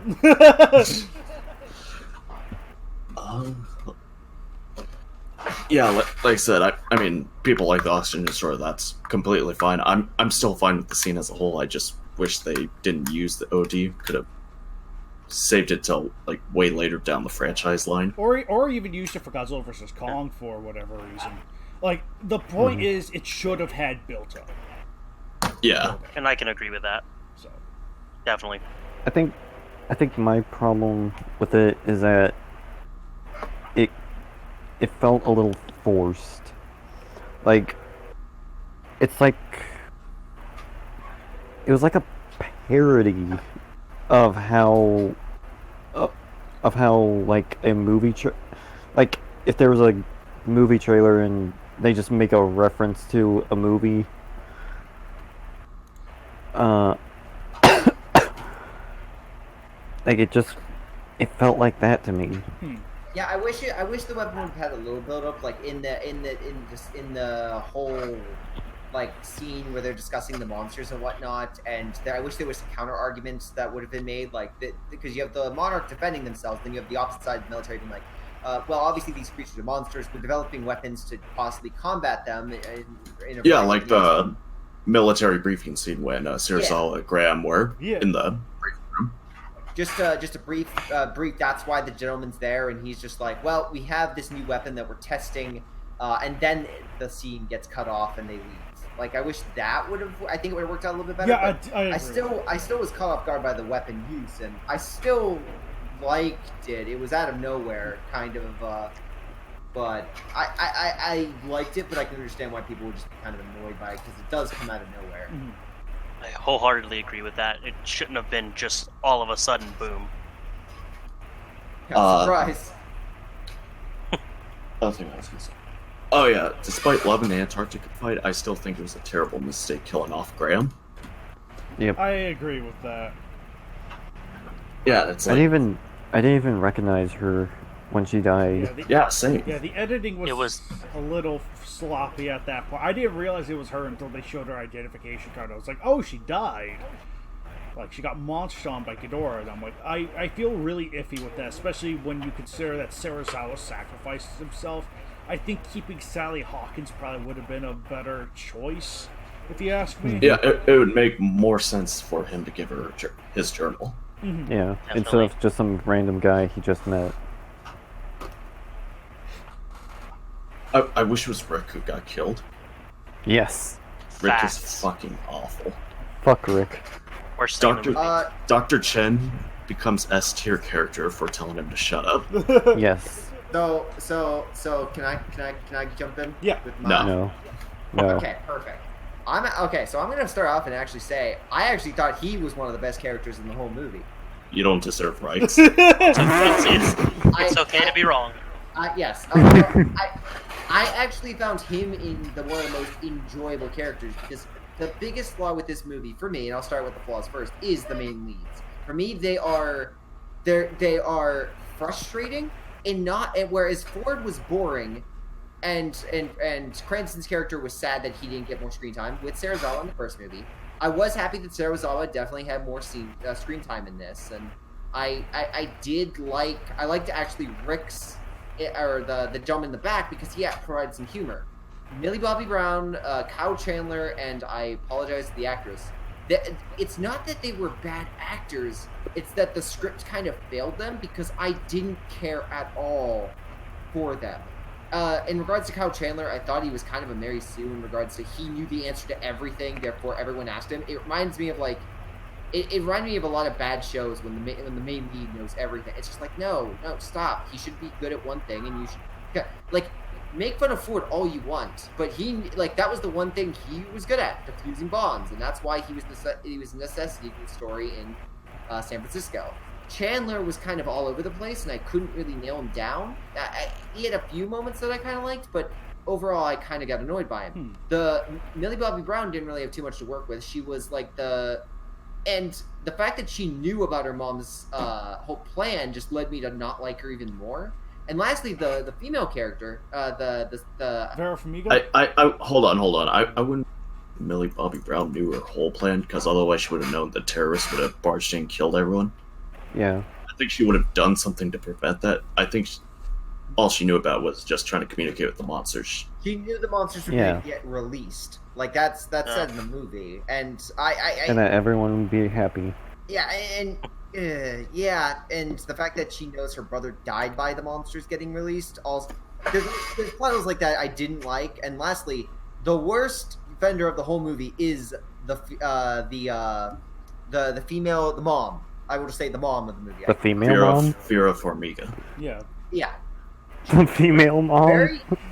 She was acting very well, but literally, I could not. I was infuriated by the fact that they gave her a redemption arc at the end. She should have just died. She should have died, she died. No, Yeah, I hope there's died absolutely in a no way ridiculous she would way. survive that nuclear pulse. So when I saw the movie recently, I've only seen it once, but when I saw it recently, I went with my brother and I went with who would have been his second time, and we took our roommate with us, and he has not really seen any Godzilla movies. But the moment that she was doing the explanation with the Tywin character, Charles Dance, which who by the way was my second favorite character in the movie, next to Serizawa being number 1, him being number 2, and probably Rick being number 3, followed by the Chinese archeologist, Dr. Chen. Yeah, Dr. Chen. Her and She has a character. name, though. Jesus Christ. Yes, Dr. Chen. Sorry, I don't remember the names of these characters. Honestly, I just listened to him, and the moment she was like trying to defend herself and like talking to either Tywin or maybe her husband, he just whispered, "That bitch," and I literally looked at him, and I honestly couldn't oppose because literally, her entire plan, her entire foresight, everything, it just, I actively disliked her, and that is something I can't say about Ford. Ford was boring, but I didn't hate him. I just didn't care for him. In this movie, I despise the mom character, and I dislike the dad character. Millie Bobby Brown was okay, and when those are your three main characters, I just couldn't get attached to the story. Now, everything else about the movie I enjoyed thoroughly. The monster action was great, with Rodan's sequence just making my jaw drop, especially when he fought Ghidorah. Even if it was brief, I enjoyed their dynamic, and especially the facial recognition of Rodan just not caring and plowing right into Ghidorah, even though he's the one that gets plowed and destroyed. Oh my. But still, he slammed. But in any case, the first fight with Godzilla, also awesome. Godzilla like getting knocked down in his beam, taking out the facility as he falls into the Ghidorah's crater, amazing. And the final fight, my favorite moment in the entire movie is Mothra coming in and helping Ghidorah, helping Godzilla. Just that brief, it was probably 15 seconds, but that 15 seconds I was just like, this is why I want Godzilla fighting with other monsters against a bigger monster. Because we all know the best Mothra part is Mothra stabbing Rodan with her stinger. Oh yeah, that also pretty badass. I like this Mothra's powers. Like, these monsters all have relatively different powers. Like, Rodan is like Kumasagami's like burning touch. So that's for Rodan. Mothra has the god rays that basically are blinding, and the fact that she can fire web in her Imago form is awesome. Yeah, that was so really good. nice. Her making Ghidorah stick to the building and then Godzilla just knocking him to the ground was beautiful. That was awesome. Yeah, and the final shot with the final shot of Godzilla like going burning. I was kind of disappointed that they only did nuclear pulses. I did catch Mothra's chirp going through them every time he fired. But that was awesome. A little overdone. I wish they would have. Yeah, I wish he would have fired his beam and just engulfed them both. But I think the explosion was a little too much. But overall, I quite enjoyed it, especially with all the other monsters bowing to him, like the Muto and the Behemoth. Cool designs. There are a lot of parts of this movie that KWC, whether you like it or not. Yeah, yes, we are. Yeah. These three are easily getting at it for their uniqueness. And Ghidorah, best Ghidorah, easily. Like, he is awesome. There's so much personality to him. There's so many cool abilities to him. It's very much the Pacific Rim, the flying kaiju, the one that in Otachi. Otachi. It felt like Otachi, but over the entire movie. Whereas every time you thought they had Ghidorah down, he pulls out something new. And I like that ability of this unexpected creature, and it works because they also note that he's an alien and he has different biology, so that you really don't know what he can do.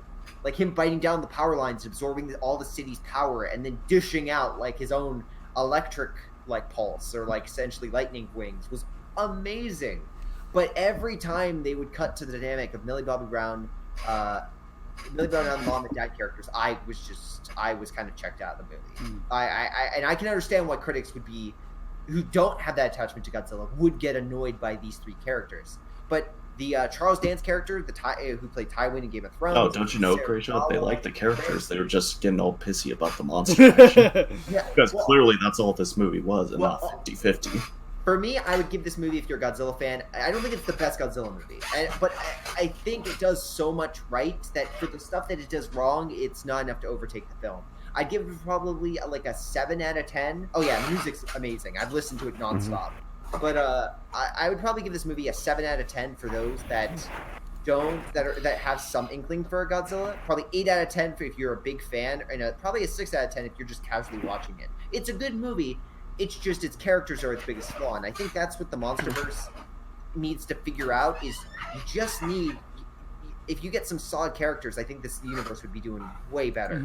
But it's kind of, if they had the Bryan Cranston character continue, I think like that kind of like level of emotion and character, because I think that's the other problem that people have, and that's why I don't think Godzilla is doing as well as the other one is.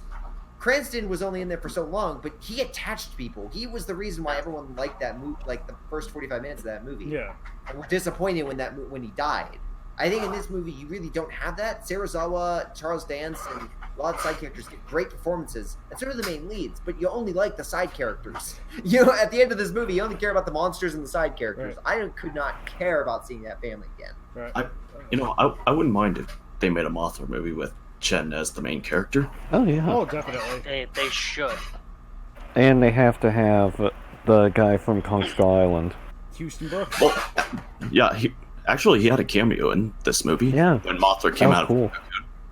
It was played by the actor who played Miles Dyson, Dyson. from Terminator 2. Oh. Was it Terminator 2 or the Terminator 2. Genesis?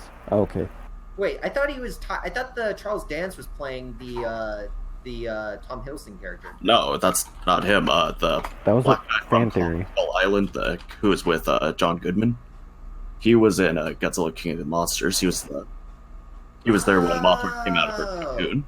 Oh man, I'm actually kind of disappointed because I was hoping that the Tom Hiddleston's character just went full asshole mode.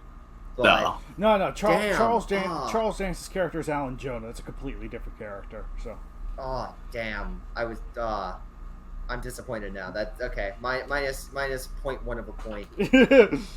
But yeah, it was a good cameo though from a returning character. Yeah, it was good. Yeah.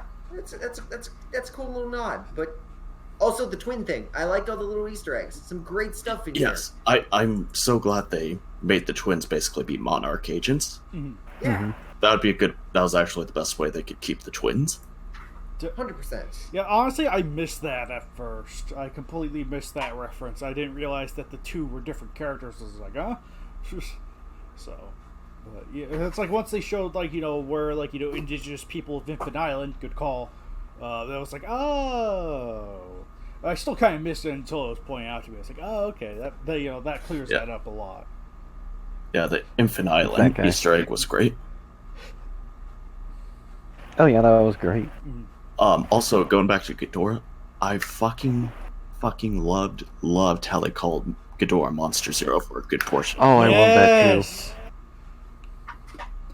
That was nice.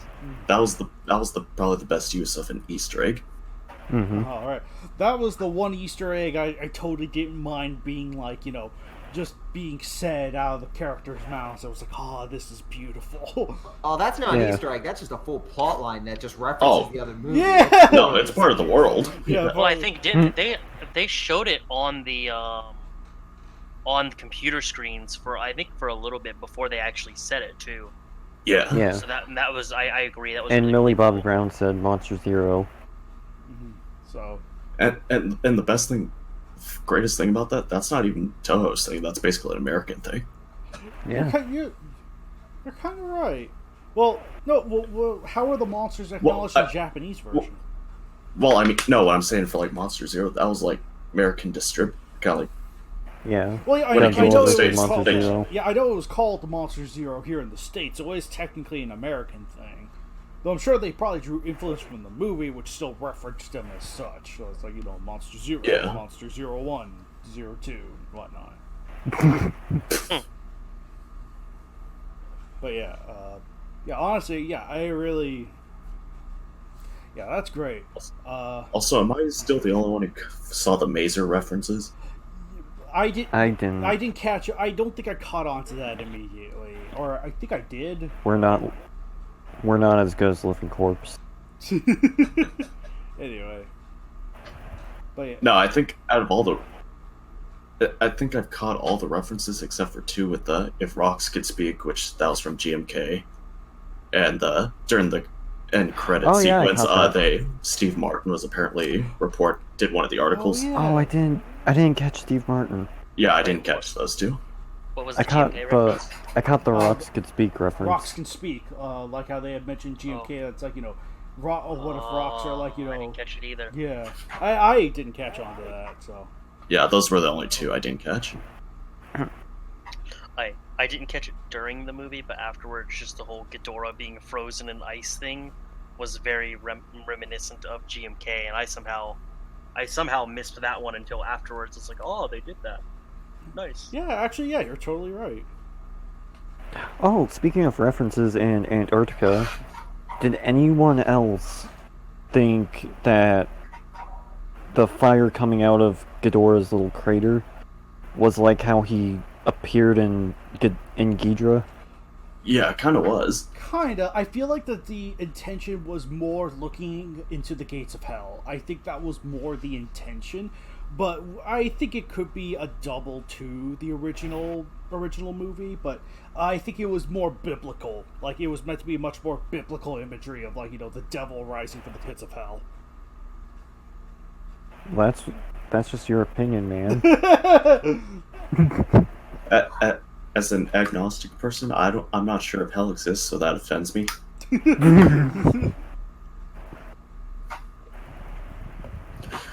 But yeah, goddamn, they Legendary really gave us amazing versions of Mothra, Rodan, and Ghidorah. Mm-hmm. Also, I will say, despite loving Ghidorah and Rodan, I am not a fan of their roars. They were completely generic. They were basically on the opposite side of the spectrum from Shin. Mothra is the example of the middle, blending new and old together. Hers was. I kind of liked Ghidorah's. Yeah, I'm kind of with you. I liked Ghidorah's roars fine, but I will Rodan agree with felt a little bit Rodan. more on the generic side. Yeah. Yeah, I just wish they fixed those two a bit. Mm-hmm. Maybe I need to listen to Ghidorah's again, but I know. Yeah, it didn't really stand out to me. Yeah, I know that they used the Showa flying sound when Ghidorah's descending onto Boston in the park. Yeah. Oh, I didn't notice that. But yeah. That's cool. And honestly, I'm probably a little bit in the minority here, but I feel shoehorning Godzilla's old school roars. Yes, I hated that. Yeah, that was awful. I was kind of going, please, not another Shin, please, right. no. It was like it felt like a last minute addition to me. Yeah, it felt like, again, this movie had great fan service. It's just I hated that. It's like that made no purpose at all. It also, I think it would have been fine. When did he do the roar? There are several times he did the roar. He mainly like in Antarctica. Mostly in Antarctica, and I think at least once before getting revived by Mothra. And in the final battle, he does it a lot. I can't remember. I don't really recall him doing that much. Right, but it was just mainly Antarctica for me. The original roar or the 2014 roar? The original like roar. the old, like Japanese Godzilla roars. Oh yeah, I remember he did a lot. He definitely did a lot in Antarctica, and honestly, I really wish they could have just kept it like 2014 consistently. Yeah. Yeah, just keep it the same and just hell. Again, I know I always say do new stuff, but when this is the second film, technically the second Godzilla film in the timeline, I'm fine with them keeping the 2014 roar. Yeah. That roar belongs to Legendary Godzilla. Legendary Godzilla's still here. Mm-hmm. I'm fine with that. Just focus on the other three. He's his own unique Godzilla. And plus, it'd be like if Heisei Godzilla randomly had 2000s roar. It would be yeah. It's like saying Shin. It's like saying Shin has no original roars. Instead, uses all of them. Oh. Right, so it's like, thankfully it wasn't painful like that. Oh, right. Yeah, it's like, it's still, that was still a point of contention I wasn't too huge on. I think had this been the only film leading up to, like, if we didn't have, if Shin in the anime trilogy been completely original with their roars, I think this would have been more accepted. But seeing as Toho just reused their roars for their last 4 movies, it's like, now, I just want to hear completely original roars. If you could sneak in the Toho sound effects, like with Ghidorah, then it's like, fine, I can deal with that. But yeah, don't have it overshadow the new things. Yeah, totally. And hell, as much as I bitch about the new roars for like Ghidorah and Rodan, I could at least appreciate the effort of them trying to do something new. Yeah. Mm-hmm. Mothra's worked out perfectly because you can still hear the original, but there's still a lot of good new stuff added to it. Yeah, totally. And my god, the Mothra remix is so good. Oh yeah, that was great. Oh boy. I didn't catch it the first time, but the second time I really caught it. Yeah, so good. And plus, again, like I said to all of you, the credits are the best. Oh yeah. Yep. I actually like the fact that the credits are a bit of a spin. That it's like 2014 in Kong started with like the kind of like the news footage, the world building, and whatnot. I kind of like the fact that we get that at the end of this movie. It's like, what's the aftermath of all of this? That's nice. Right. Yeah, those two movies have amazing credits. This one has amazing ending credits. Mm-hmm. I will say, if I had to nitpick, it goes a little too fast. But I understand that it has to because it's the credits. Yeah, I would have liked to have seen Steve Martin Mm-hmm. instead of learning about it. Yeah, totally.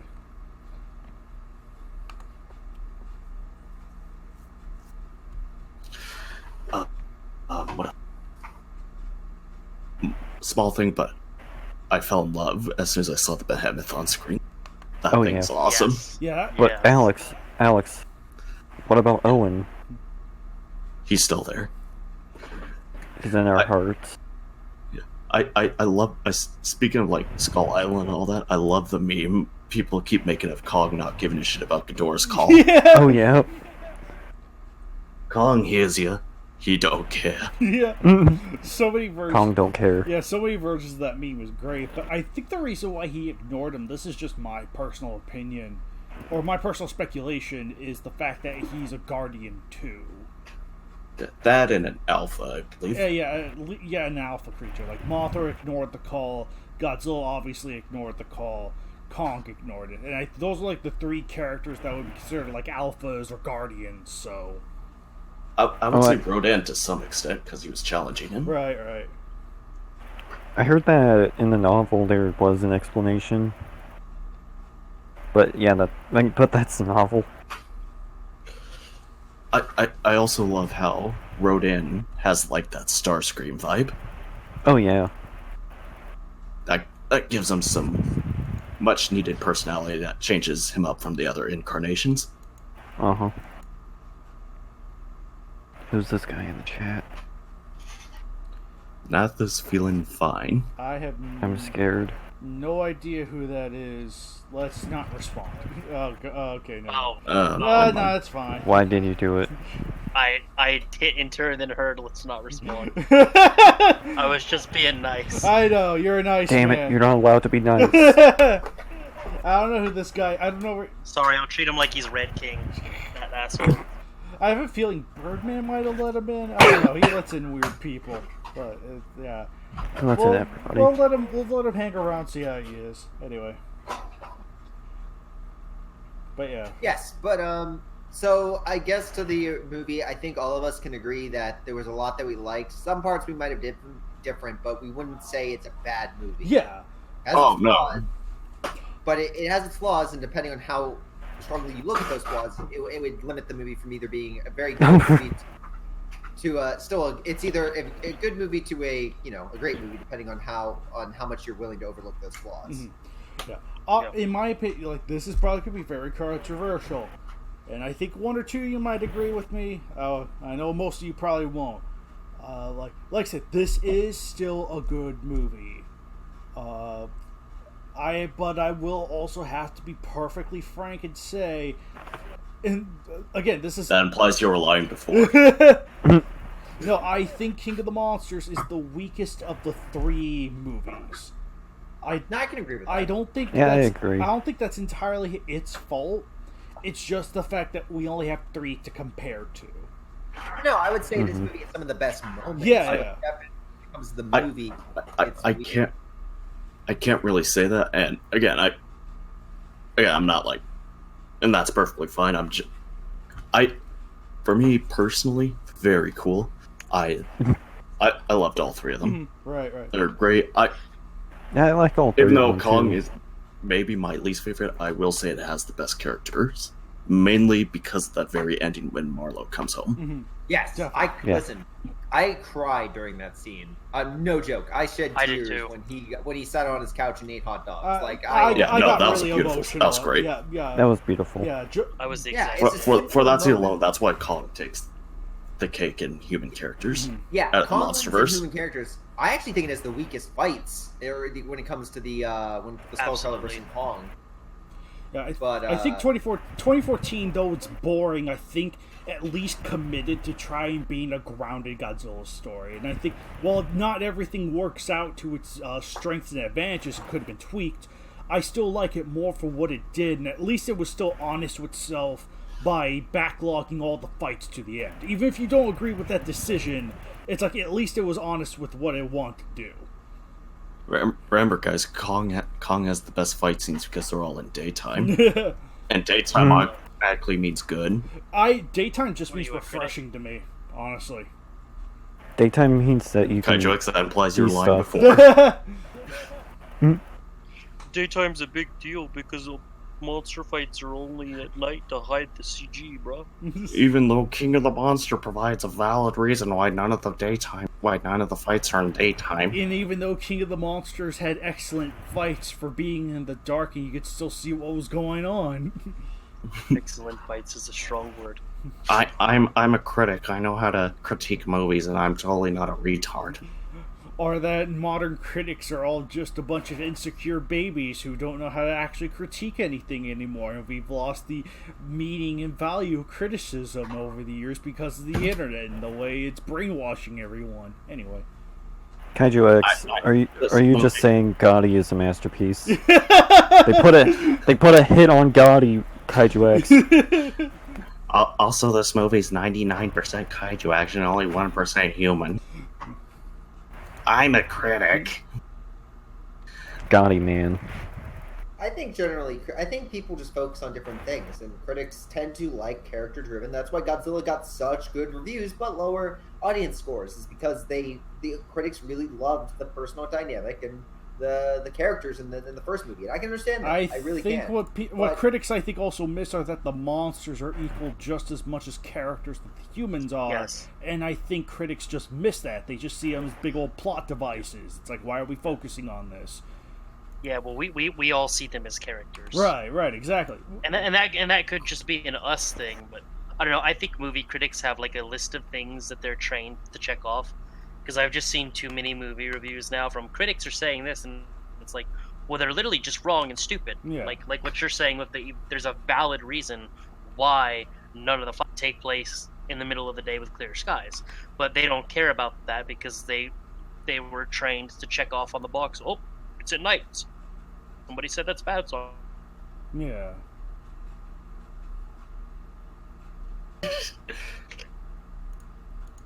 King. Well, here, does anyone have any final thoughts on the Godzilla King of the Monsters? Because after that, we had some things to announce. Yes. Oh, also, I think I said this in the chat, but I know this is also controversial. I think 2019 gave us two of the best Ghidorahs. No, I agree with you. I actually really like the anime Ghidorah. Even though man. the trilogy sucks, I still love that version. Oh, right.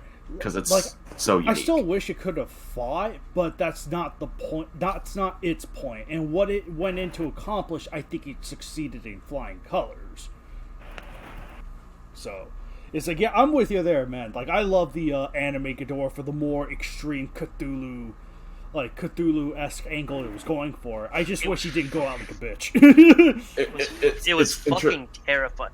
Its introduction was beautiful, destroying the Eratro. Yes. I will say, if I was it, I would have left too, because I don't once the eye is gone, I don't think it can actually see or feel anything, so it wouldn't even know if it was about to get murked.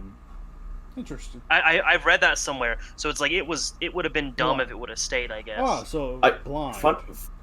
Essentially. You know, funny enough, after seeing it a second time, one of my friends who's kind of like a casual fan, but still knows some of this stuff, we were kind of like talking about most powerful Ghidorahs. We were saying we were kind of debating whether anime Ghidorah should count because, and again, I think with Greyshot saying he can't be in the KWC is perfectly valid because there's no telling what his freaking power level is. It's like, yeah, well, without the conduit, he's useless. Anyone can kill him, but with it, he's unstoppable. Mm-hmm. Without the conduit, he can't even get there. So Right. That's true, too. Well, I mean, no, what I'm saying without the eye, yeah, when the eye is there, he's unstoppable. Yeah. When it's gone, he's powerless. Yeah. So it's really hard to put him exactly if we're talking about certain circumstances. Yeah. I feel for the world the anime set up, I think like the Ghidorah functions fine for what it does, but I feel like for KWC it's too it's too much of two extremes.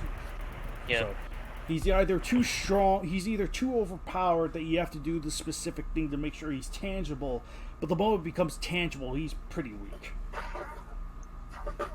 Well, I would caution on saying pretty weak considering what he was fighting, but yeah. True, very true. Every story would be the same though. Like if they don't get rid of the conduit, he can't lose. Yeah. He literally can't. But if you get rid of the conduit, you all know how that story ends. So. Uh-huh. But yeah, I think we did put legendary Ghidorah at the top because of all the powers. I would even say he's probably stronger than Grand. I think like stronger than Grand, better utilized than Grand. I think Grand's still like crazy in terms of his powers. I think there's still a lot of powers that are unique to him, but it is just kind of like Legendary Ghidorah is definitely a nice competition. Also, he's really heavy, and I did not notice that. Yeah. The only two Ghidorahs that were destroyed by literal Deus Ex Machinas, Armor Mothra and Fire Godzilla, which was spawned from Mothra. It's just. Yeah. Mothra's They the have key to fight to now. And by the way, Why is Mothra the key to all this? Damn it! She's a Well, funnier okay. character than we've had. I mean, Mothra was like one of the best things about this movie, hands down. No, Absolutely, no joke. Yeah. I'm Like, with you there. Mothra was the scene stealer every time she was on screen. See, I didn't Minus get the that. What? minus the first sequence. Minus the first sequence, because I will admit I was kind of. I almost. Have you guys seen the Red Letter Media stuff when they talk about like the mom yells, "You're scaring her," and the giant larva staring down at the humans, and the humans are just like holding guns, and it's just like looking down at them. Yeah. It's like, Yeah. no. Well, I think She's scaring us. I felt the opposite. I felt like I loved the larva form. I love them both, but I feel like the larva form was better on screen presence. I will say with the larva, I did love how she was getting rid of the guards without hurting or killing them, Yeah. just like spraying web. yeah, totally. Yeah. She was being like passive aggressive, I guess. Like she wasn't gonna. She was being nice about hurting them. Yeah. I think Mike Dougherty's Twitter said something about that. That was like she came out of her egg. Like I think the idea was that mothers inherited genetic memory of their previous, like their mothers. So it's like I think Mothra had came out of the egg expecting to be surrounded by her worshippers, yet now she's surrounded by a bunch of technology and guys with guns. It's like, how would you react to that? Aw. And they were pointing the guns at her. Yeah. So. And it's a baby. It's a baby. It's just baby. So. I think Mothra might have needed a little more screen time. Yeah, I would agree with you there. Like I've heard people say they cried when Mothra died. And I just can't understand that fully because we don't have enough of her in the movie. You're not wrong. So I don't really have that much of an emotional connection to her in context to the movie. I could see where you're coming from, but I feel like every scene Mothra was in, she kind of had She was a the show stealer. Yeah, She was a show stealer. she was great whenever she was on. But I think that she needed a little more, so there's a little more emotional connection. I'd agree with that entirely, because I expected more Mothra than I got, and Mothra was great when she was on. Yes. But from what I remember, almost every time she was on, she was literally there and was either explicitly second fiddle to Godzilla, with the exception of the larval scene, or just helping Godzilla. Like there was very, very little, I felt like, Mothra on Mothra's own doing Mothra-y things, and there was definitely, like, I feel like Rodan might have been in the movie more, and more like minutes than Mothra was. There was like when the scene after the oxygen destroyer, Mothra comes back, I was literally like, oh shit, that's right, Mothra's in this movie. Like, I don't know. I do like the dynamic between Godzilla and Mothra, though. Like, yeah, granted, it puts Mothra in sort of like she's second in command queen position as opposed to, like, being independent queen. But it is kind of like, it is nice to have that dynamic between Godzilla and Mothra and how they work into each other. The fact that they're like symbiotically, like, you know, they are symbiotically dependent on each other and whatnot. Or at the very least, Mothra's symbiotically dependent on Godzilla. That's a nice touch to have that angle there. So I do like that. I still like. I like that. My point was, I guess, not so much literal, just as more as like Mothra felt like a story device just to help Godzilla rather than a character helping Godzilla. I could see that. Because I love the relationship between them. No, I can see that. I still like that she has Godzilla's eyes on her wings. Oh yeah, that's a great. Yeah, I think like a lot of the conveyance of their connection is more from Mothra's design, but like that's kind of more of a strictly visual thing. Wait, she really has Godzilla's eyes? Yes. Yeah. Oh, dude, I totally missed that. Yeah, the eyes are used to ward off any kind of like predators. It's like, I got Godzilla's eyes. It's like, oh shit. So Yeah, and that's what badass. And that's what real butterflies do. Yeah. And that's awesome. Yeah, basically creating fake eyes to make it look like, you know, it's like, I see you, even though these eyes are fake. Well, it's great that it's Godzilla's eyes too, right? Because you'd be dumb to fuck with Godzilla. Yeah, exactly. Yeah. Exactly. That's a brilliant adaptation choice. So, Except if you're Ghidorah. yeah. Yeah. Ghidorah's Or gonna be Muto. Ghidorah. What can you do? Mm-hmm. Ghidorahs and Mutos. And maybe Kong. And maybe. Dubious. But oh, Nathan's 214. I think. Who? I think I've seen this name around the forums. I was like, let's say, who the heck is Nathan's feeling fine? He said that there. It's like, okay, all right. Yeah, I think I've seen him make comments. So, but anyway, but I like this atmosphere we have going. So let's just keep going at it. Yeah. But yeah, I think, King of the Monsters, like I've said, weakest of the MonsterVerse films, but I still recommend it. So, Yeah. I'd say if you were to ask me and categorize the MonsterVerse stories as a whole, so including like the comic book tie-ins, I'm still of the opinion that Awakening's the worst of the entire MonsterVerse canon. Ooh. I don't even think that's canon anymore. I don't even Is know if it is. Is Awakening Who the one where knows? it doesn't even really look like the Godzilla from the movies? That was the first thing they did, That right? was the first comic book tie-in, yeah. That was the And one then the with new Shimura. one's Aftershocks? Yeah, the new one's Aftershock, yeah. I haven't read them, but I have a friend who has, and he essentially agrees with that. Awakening's awful. Aftershocks, I think, is actually decent. Oh. So, Oh yeah, I just remembered. When Godzilla came back and he shot Ghidorah with his atomic breath, that reminded me of Godzilla coming back in Terror of Mechagodzilla. I could see that. And Ghidorah even like falls down the same way Titanosaurus does. Kinda, yeah. I think that's kind of a Godzilla staple. It's like Godzilla uses his atomic breath off in the distance and then knocks over the monster. I feel like that's been done a nice handful of times. Like I feel like maybe 1 or 2 times in the Heisei movies and what have you. So it's like, it's definitely a true and tried Godzilla staple.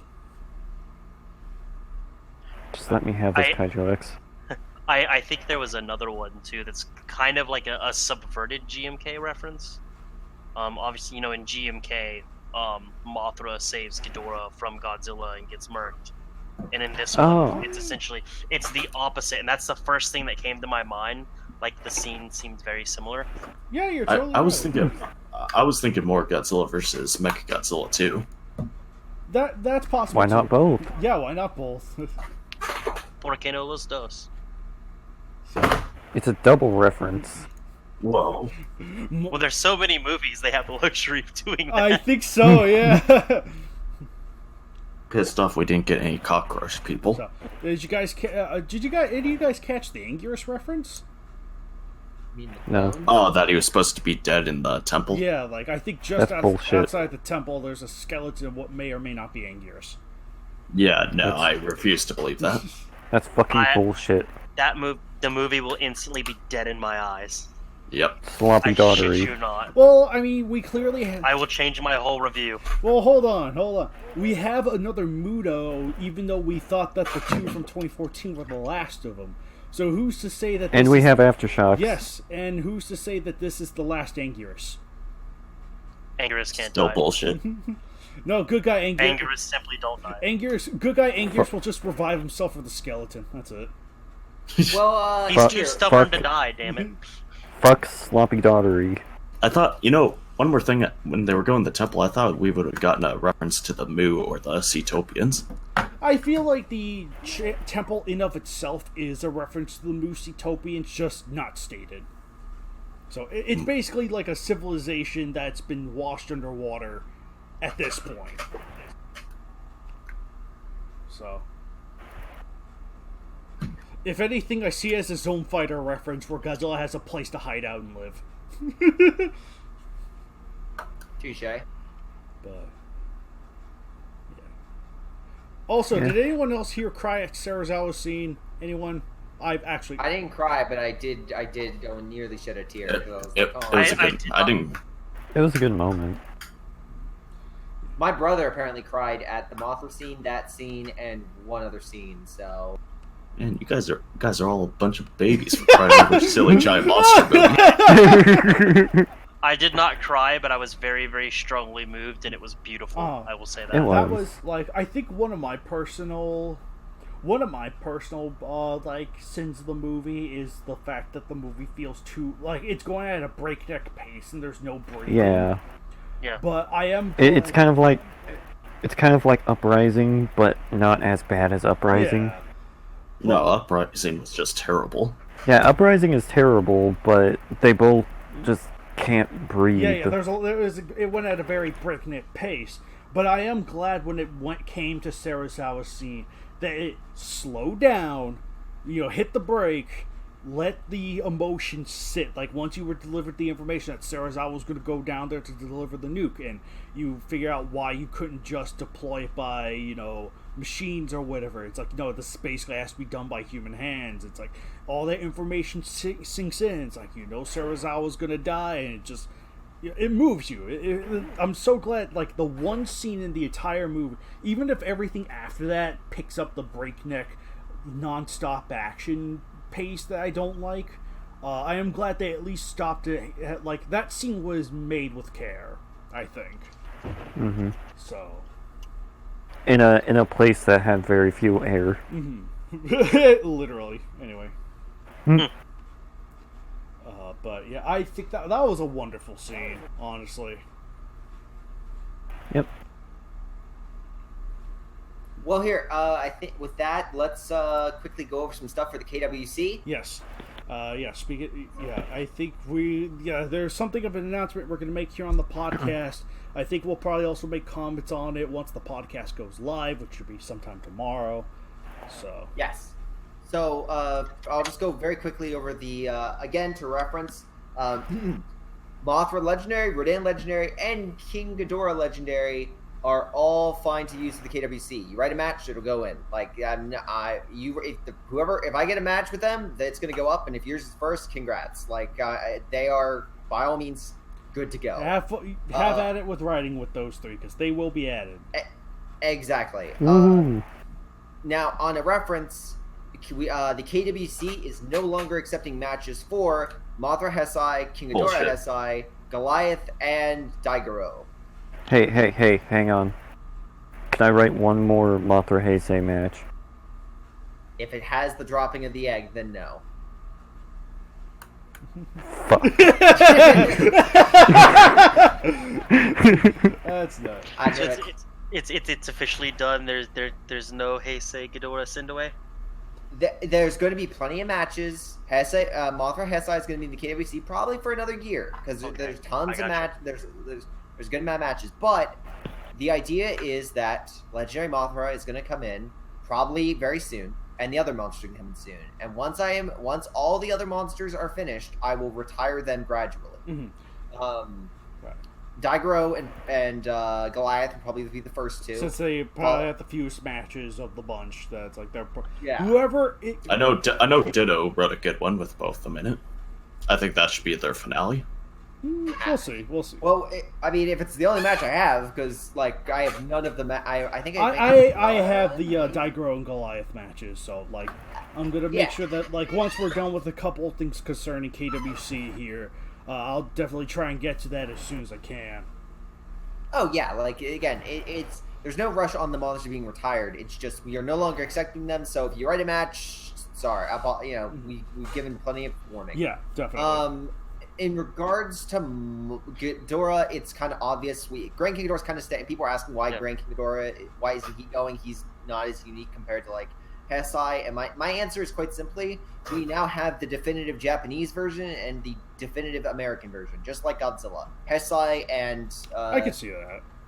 So as regard to the Space Terror, you have the Japanese version and the American version, which I think is a good. I think it's a good thing to have on both sides. Now to Mothra.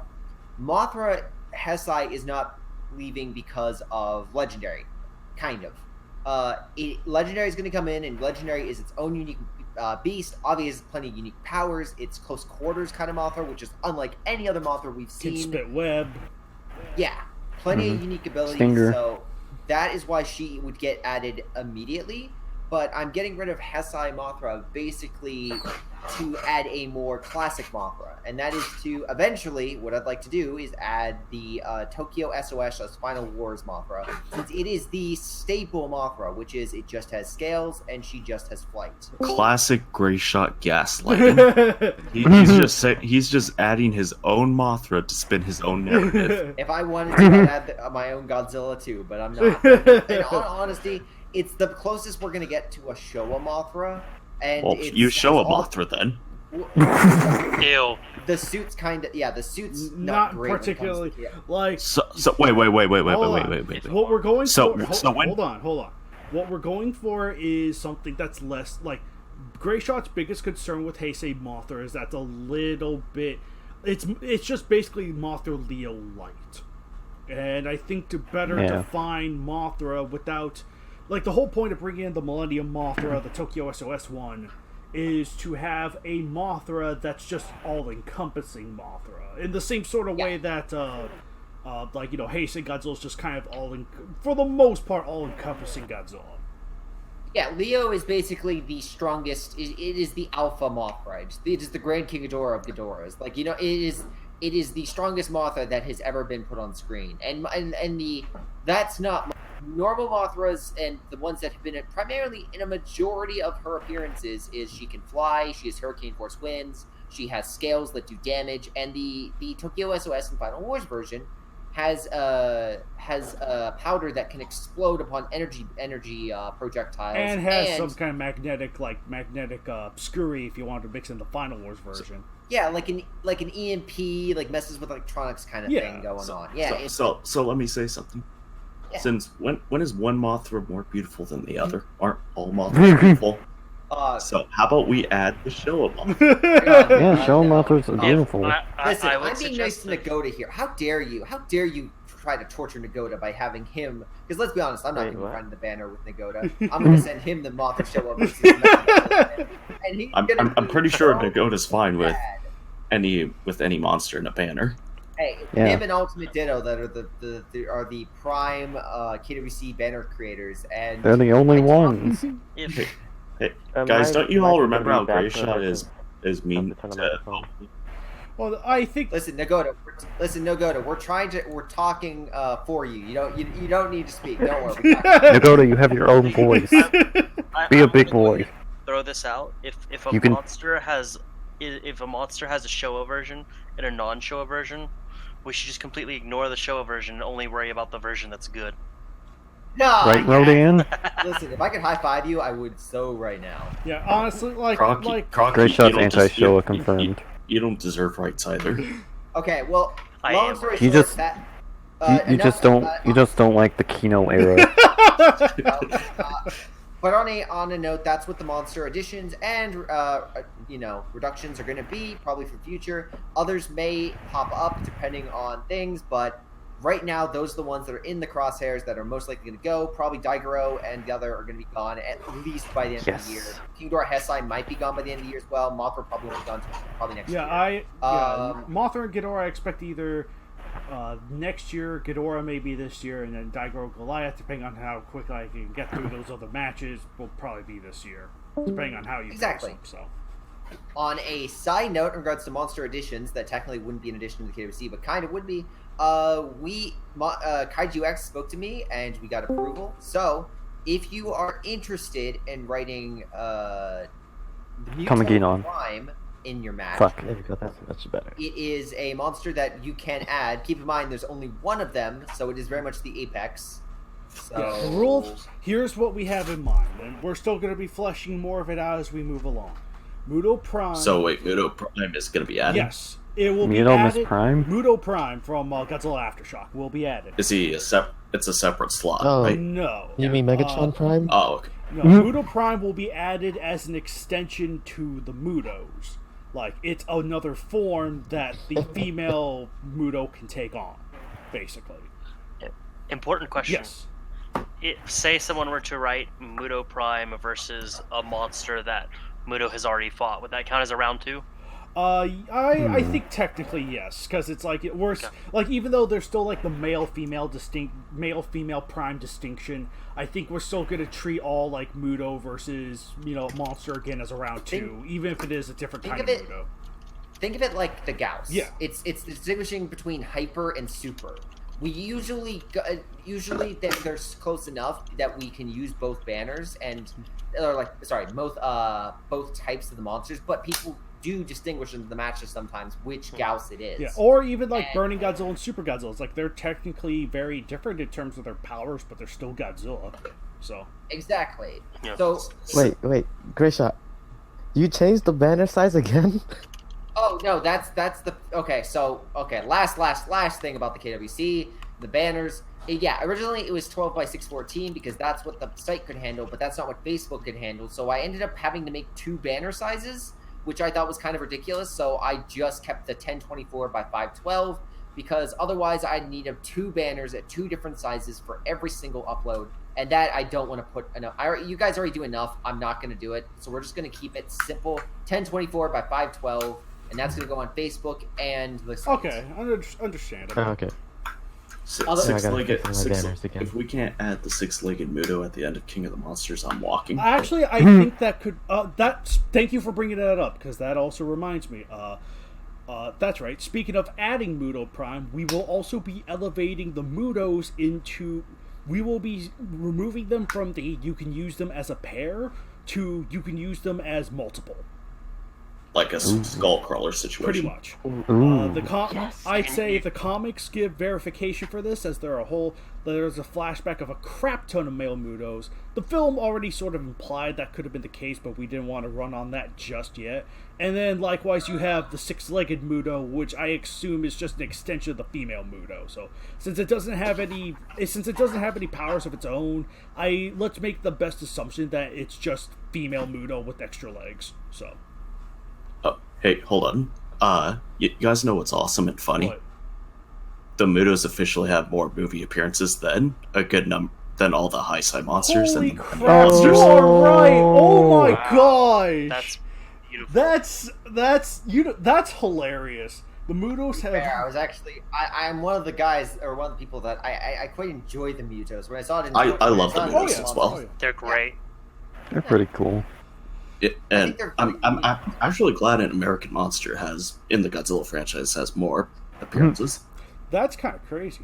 That's crazy. So, But remember, we can't like them because they're too American, even though none of the Japanese monsters are bland. Let me just look this up. that was something I wanted to go over with you, Gray Shot, real quick. Are you all right with the 6-legged Muto getting into KWC as like a skin of sorts for the female? Yeah, but we really don't have like a. You mean like the one in 2019? Yeah. Oh yeah, totally. I don't mind Okay. that at all. Like that can just be like obviously what we can see is the 2014 were just two Mutos that were just like Young were lovers. just two up. Yeah, exactly. They were just You, hanging out. Yeah, there's obviously more, and they're obviously like as we saw, they like the one obviously obeyed Godzilla, so they're not all like just murder Godzilla. So I think that obviously actually there are some that are good, some that are bad. You know what though? I think that actually kind of brings another decent point of subtle characterization for that Muto in 2019. Like, it was like the fact that it bowed, despite the Mutos having sort of like a instinctual nemesis rivalry with the Godzillas. It's like the fact that Muto bowed. I think that kind of tells its history and knows where its place is. Like, despite being a bigger, bulkier version of the creature we had from 2014. Yeah.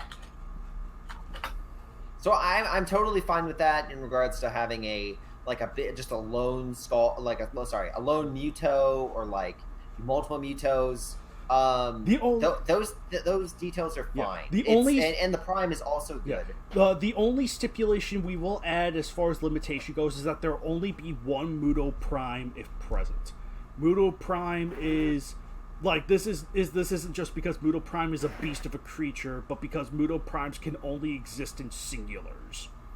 So it's like, yeah, there can only be one Muto Prime in the Muto Swarm, but other than that, the rest of the Mutos could just be hundreds if you want them.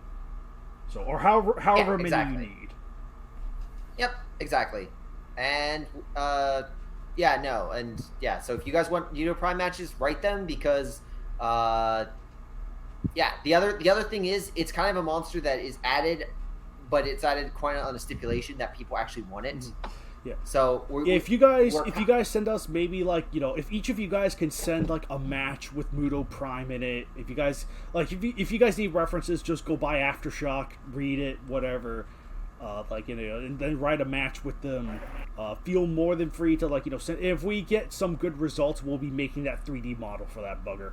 So. Yep, exactly. If we get interest, then it will be posted to the site. If we don't, then then it's just something that can go on for the future eventually. Yeah. I'm sure Kaiju X at one point will giddily write a match with the Muto Prime destroying everyone. Oh, I already have something in mind. I already have something in mind for that. I was gonna say I've got one in mind. In the second I finish the big match that's happening. Nice. All right. So, Can we have Black Mechagodzilla from Godzilla Island as a skin? I thought that was approved. I'm pretty confident that was already approved. Cody, what? Black Mechagodzilla as a skin. Yeah, because I mean it's. Hey, whoa. Hey, Whoa. Joe, I'm promoting equality. Whoa, Alex, I think- that means I have to hate Is that it. the Monster Island? Yeah, the Godzilla Island version. That one's fine because it doesn't it's literally just a black Mechagodzilla. That's it. Like, it doesn't do. Hey, Okay. As long It's as just paint over top of the metal, right? Basically. okay. Oh yeah, Yeah. I asked Kaiju I do X. apologize, guys. I actually have to go with that. Wait. Can you answer one quick question? Yeah, sure. What's up? I'm actually being serious. I asked Kaiju X. I just want to also get a double check. I know they can't be combatants anyway, but can I have like a medical Jet Jaguar and a firefighter Jet Jaguar be like in the story? I think I'm so. okay with them being in the story as long as they are not. Oh, As absolutely. long as they're not actually fighting. Yeah. Oh, absolutely. So wait, we can have it where he's as that, but instead of fighting, he's helping people, Pretty right? much, yeah. Okay. Or like different models or something. Yeah, as long as it's explained and as They're long just as they're not. they're just combatants. civilian stuff. Yeah. I would also make note that I wouldn't expect them to fight because that's not really their role. Like a firefighter Jet Jaguar, I would assume is not meant to be fighting the Muto or like fighting small Mutos or small skullcrawlers or something like that. Or- I would kind of put that. Or at the very least, it could be treated very similar to how Magular and Chandler were treated in Match 262, where it's like, if they are fighting a swarm, they are doing so kind of off-camera or off-screen. It's Exactly. not the focus. So Exactly. Because at the end of the day, the focus is on the roster that we have, not on different combinations and such. yeah. That. So yeah, Alex, you're good. I think you already know the general. Okay, cool. So you're good. Oh, last are we note. gonna? Last thing. We have no intention of adding any more Ultramen or TD monsters Yeah. in general. Yes. So Yes. Yes. Except for as a Spider-Man. heads Wait. up, Wait. If you're sending me messages Wait. requesting that Gurdon from Ultraman should be added, Gurdon? the answer is no. Oh. The answer is flat. That includes Kamagedon, right? That pretty much does. Oh, fuck you. A small price to pay for. A small price to pay for salvation. But we are adding Behemoth, right? And that's KWC. Yeah, right. Woo woo. Can we have the mammoth? No, I don't think there are 'cause he gonna be. didn't do I don't anything. think there are gonna be any. Like I said, the only reason we're adding the six-legged Muto as something of a minor skin to the female Muto is because we have a general idea of how that creature works. I love Titanus Behemoth. I love that guy, but admittedly, there's not a lot to work off of. So unless that extended version has more scenes with them, and likewise, just Godzilla, He better fight King Kong in the next movie. That would be cool. No, he should fight Owen the Ox. Yes.